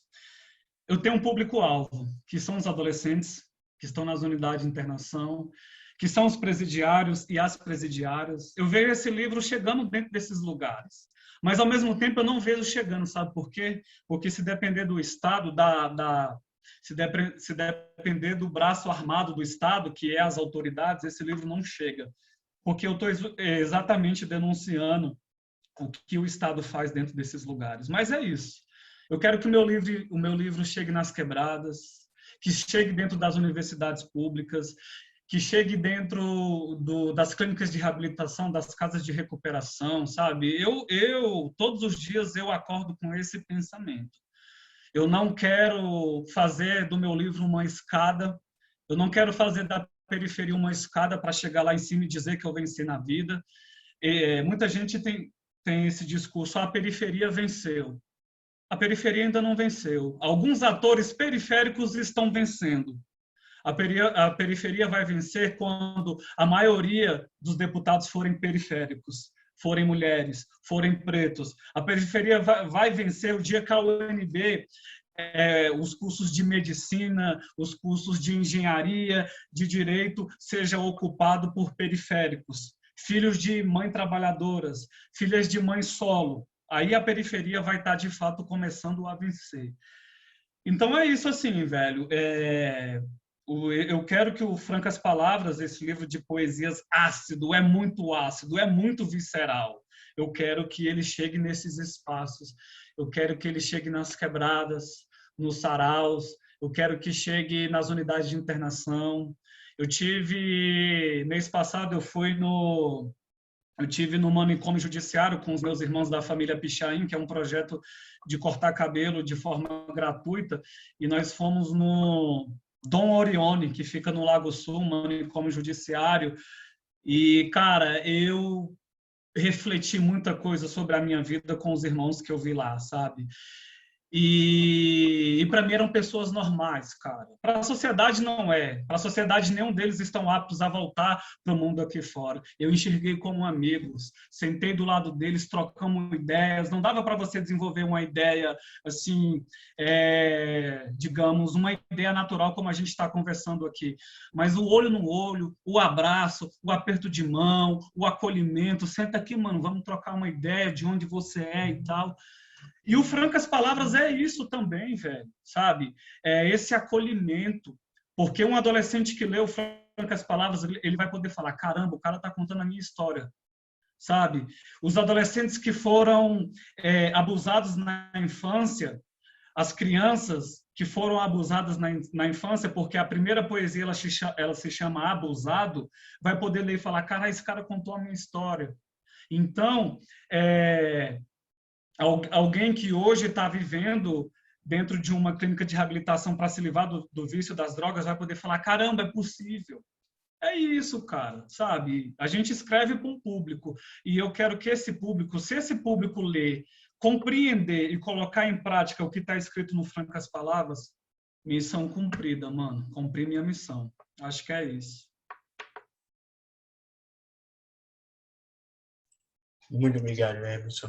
E assim eu desejo que seja cumprida. Marcos, é contigo. Emerson, ainda no Francas Palavras, e agora essa pode ser fácil, pode ser difícil, eu não sei.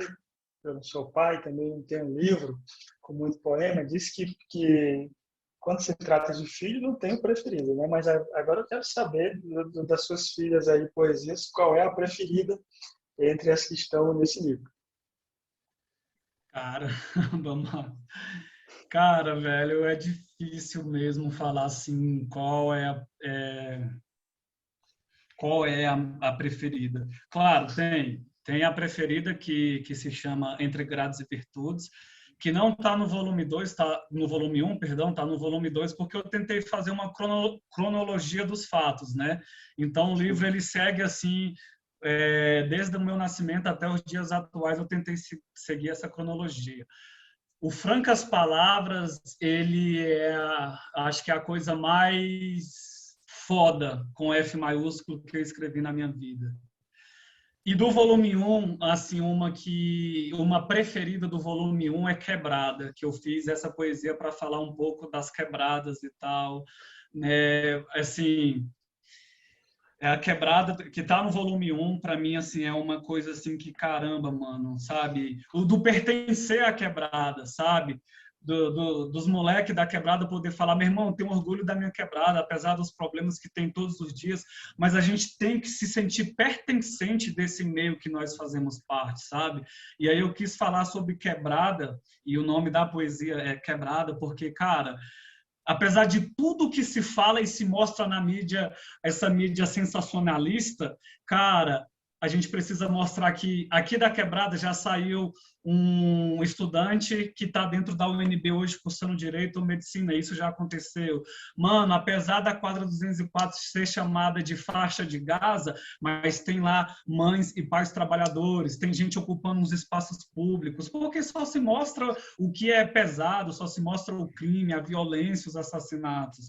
E a gente precisa mostrar o caminho contrário, né? Mostrar que a nossa quebrada tem os nossos valores, que aqui tem pessoas que estão fazendo revolução, que tem pessoas que estão ocupando espaços públicos.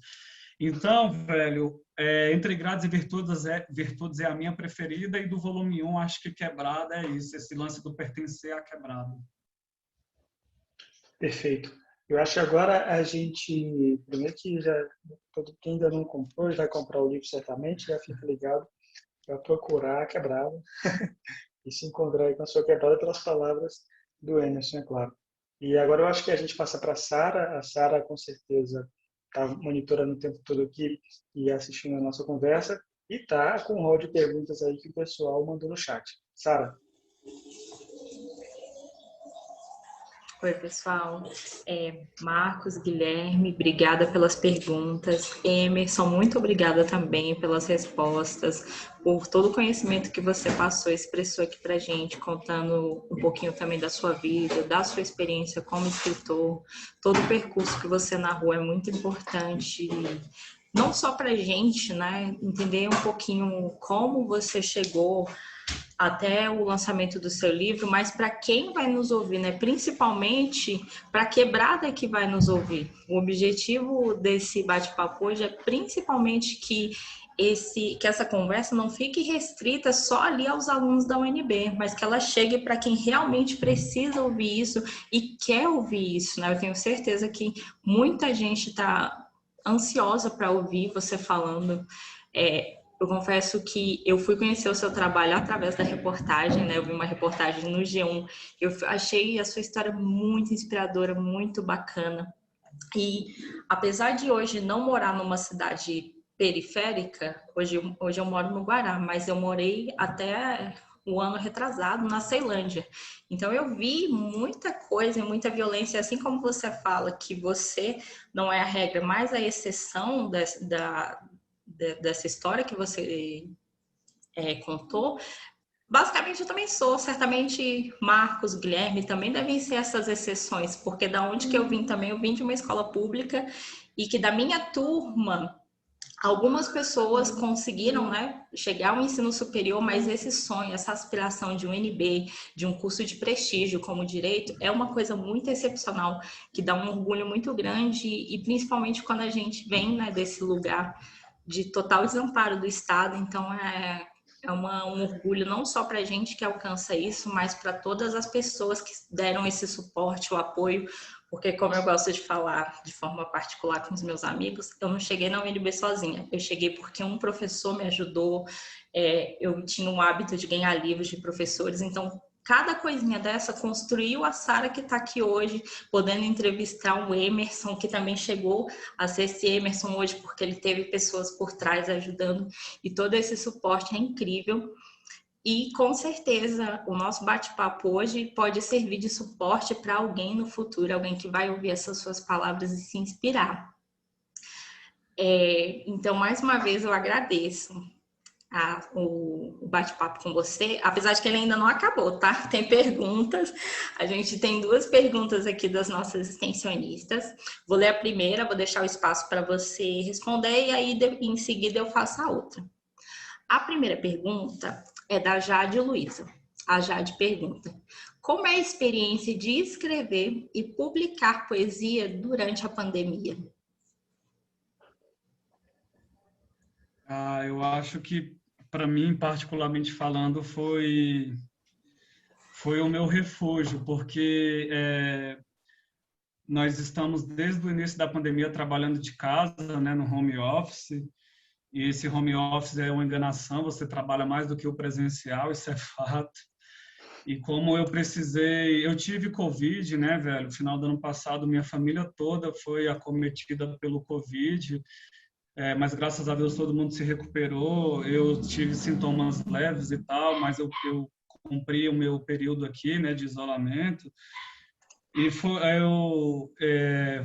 escrever na pandemia, para mim, eu acho que foi revolucionário, assim, porque eu estava começando a entrar por um tédio e algumas coisas não estavam mais fazendo sentido, porque eu acho que essa doença ela não mexe só com o físico, ela mexe com o emocional, com o psicológico também.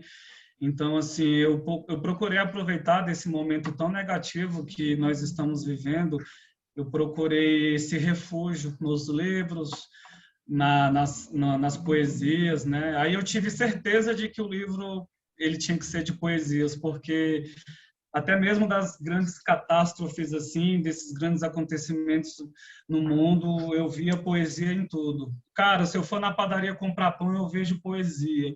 Se eu estou conversando com vocês aqui, eu vejo poesia. Então, assim, eu acho que eu fui me agarrando a isso, assim, né? E para mim foi um refúgio mesmo. Escrever durante a pandemia foi um refúgio para mim e que me fez muito bem psicologicamente, mentalmente, espiritualmente, psicologicamente, né? Eu encontrei esse refúgio no meio da pandemia.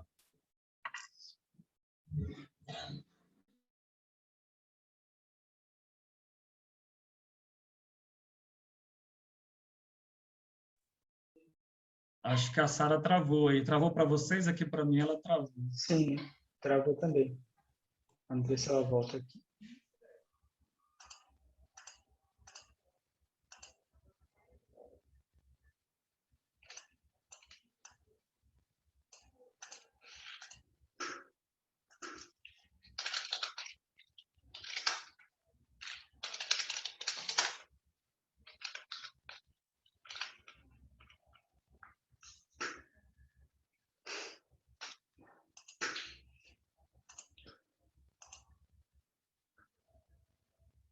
Sara, se você quiser, de repente...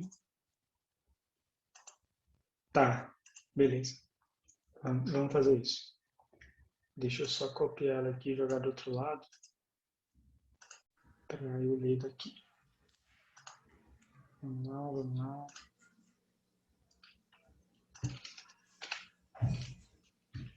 Beleza, Emerson? Eu vou ler a última aqui, tá? Que a nossa companheira Sara aí travou. Isso aí é o sistema, não quer deixar mais fazer um negócio aqui. Tá atrapalhando a companheira Sara. Vamos lá. Emerson, e agora a nossa última pergunta de hoje é uma pergunta, ela fala inclusive de um autor que você citou, que eu acredito que seja muito importante para você, tanto na sua perspectiva enquanto cidadão, enquanto sociólogo e certamente também como professor. É o seguinte, para Freire, a leitura de mundo precede a leitura da palavra, ou seja, é a partir do conhecimento prévio do mundo, palavra-mundo, da pessoa que dará todo o encaminhamento para as novas significações. Ao falar que se dispôs a levar o seu conhecimento e trabalhar o processo de leitura com seus irmãos, você se viu partindo dessa perspectiva, ou seja, dessa perspectiva de que primeiro você lê o mundo, depois você lê a palavra? Como foi esse processo de trabalhar a leitura e a escrita com seus irmãos, de modo que considerou essa experiência existencial, pessoal deles? Eu estou completamente de acordo com a pergunta, né?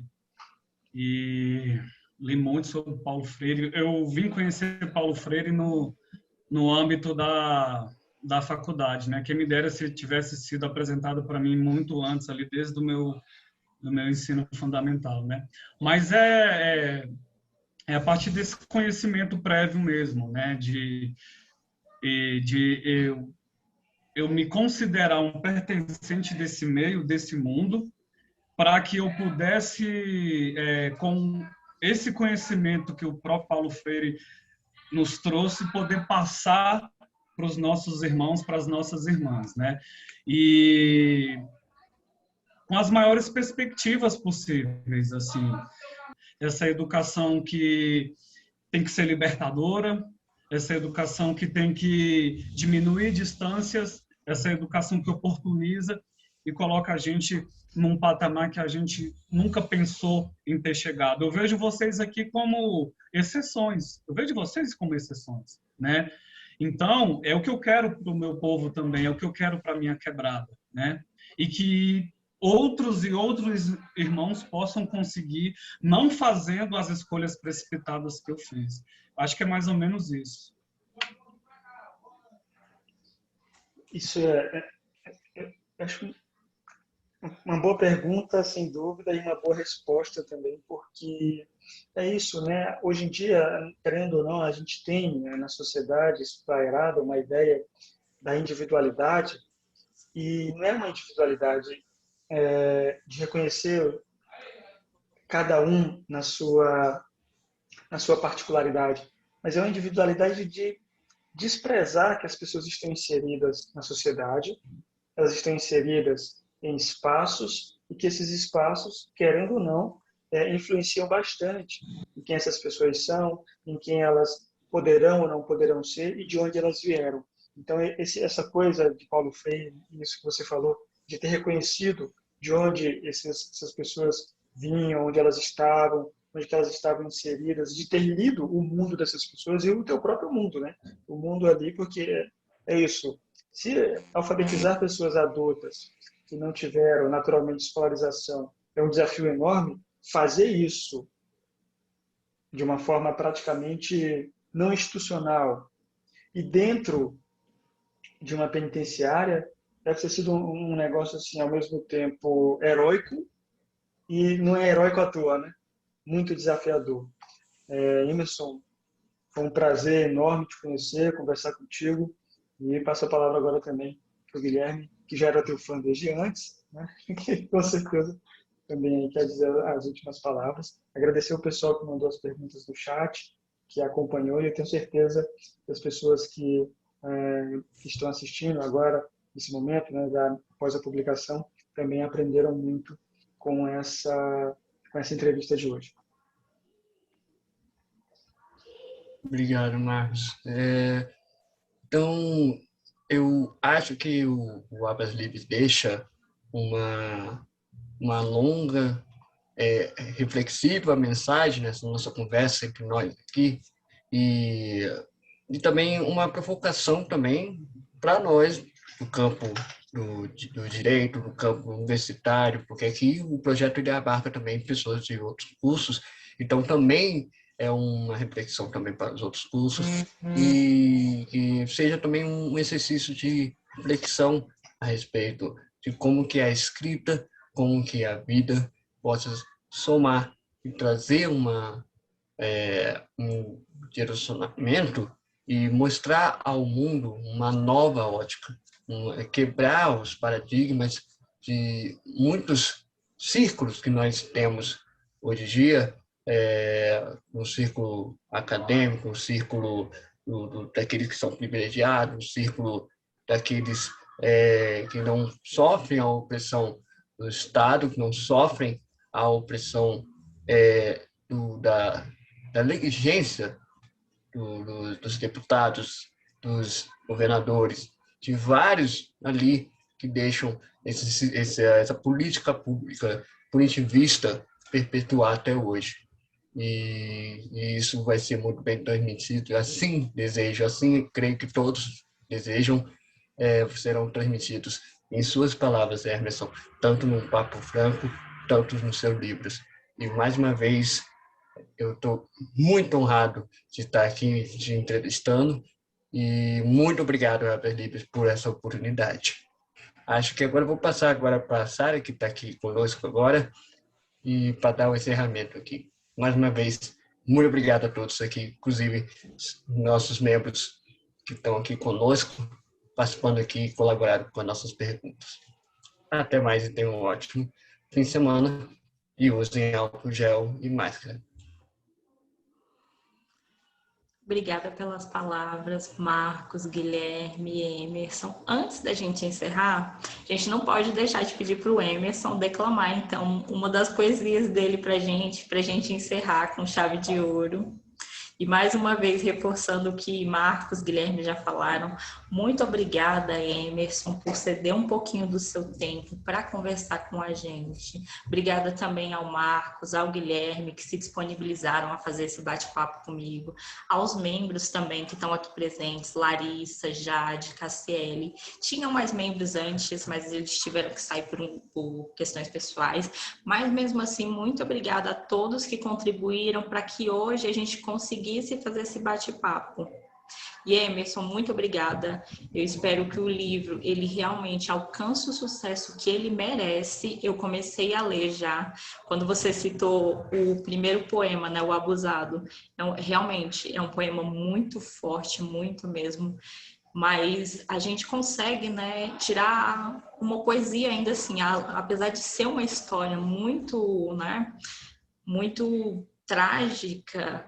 É uma história real e a gente tem que contar essas histórias reais porque só através desse diálogo a gente consegue, né, quebrar esses ciclos de violência, e a cultura, a poesia, a música são formas da gente expressar essas indignações e conseguir levar a nossa mensagem para acabar com essas vivências tão trágicas.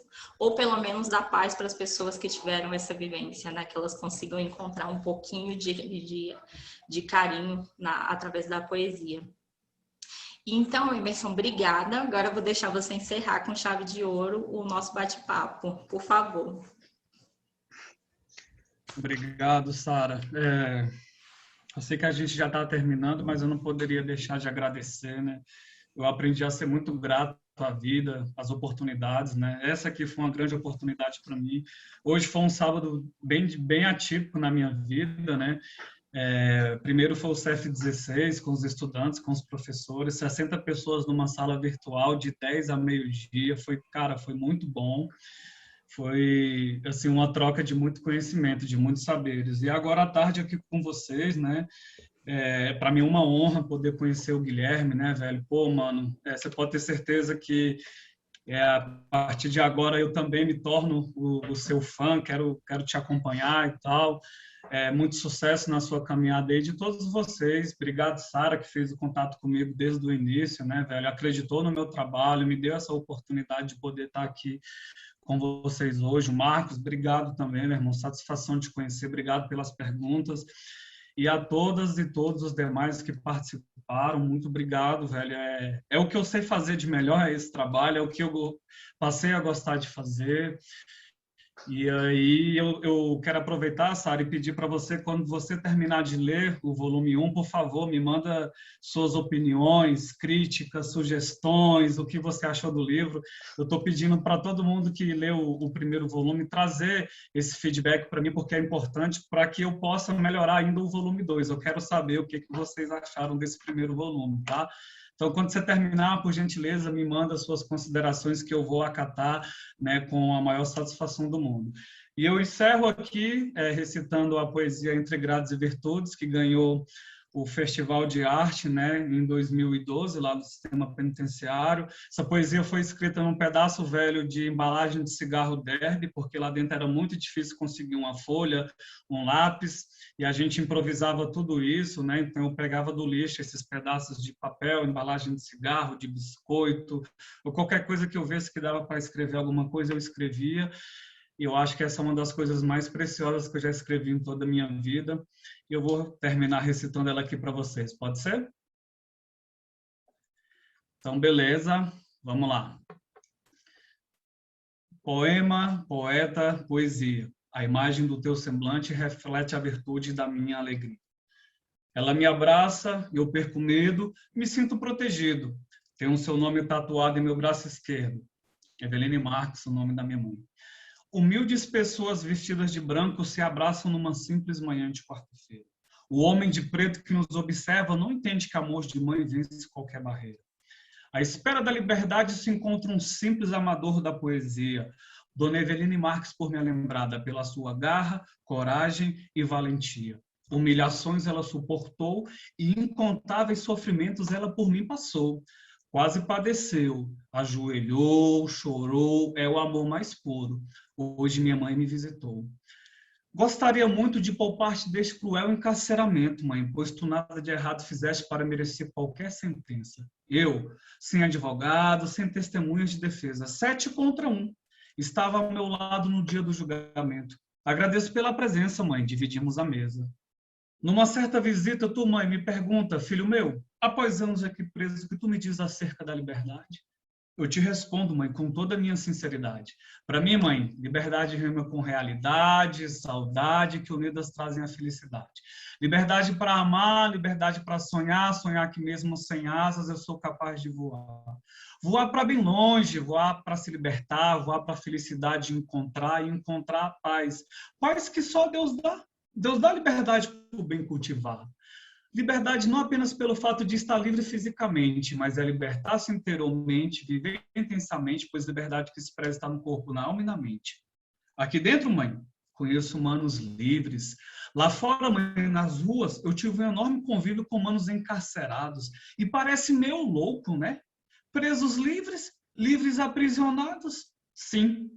A pior prisão que existe não é de grades, algemas, celas e cadeados.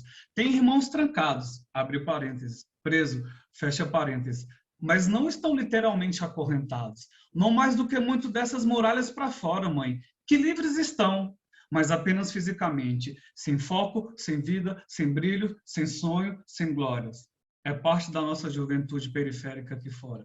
O último trecho da poesia ele é mais ou menos assim. Mais um abraço, um beijo na testa em sinal de respeito e lealdade. É o final de mais uma visita, mais um fim de tarde. Vamos, mãe, te acompanho até o fim da grade. Daqui para lá, somente a senhora quem passa. Mas eu te prometo, mãe, nunca mais fazer parte do crime e do encarceramento em massa. Essa é a poesia Entre Grades e Virtudes. Obrigado, cara. Saio honrado daqui, viu? Gratidão, Sara. Obrigado, Guilherme, Marcos e a todas e todos. Muito obrigado, de coração aberto. Honrado. Muito obrigada, Emerson. Todo mundo ficou muito... eu nem usaria essa expressão, mas é a que mais cabe, embasbacado de ouvir tanta sabedoria, tanta coisa bacana vindo desse bate-papo hoje, sério.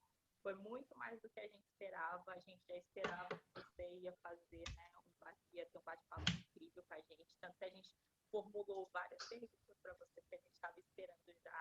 Muita coisa bacana, mas esperou demais as nossas expectativas. A gente fica muito feliz de te receber. E assim que você tiver o volume 2, a gente já deixa o convite aqui para que você possa... perdão, a gente escutou pelo celular. O Guilherme falou que está bem baixinho, né? Deixa eu conectar meu fone. Pronto. Melhorou? Perfeito.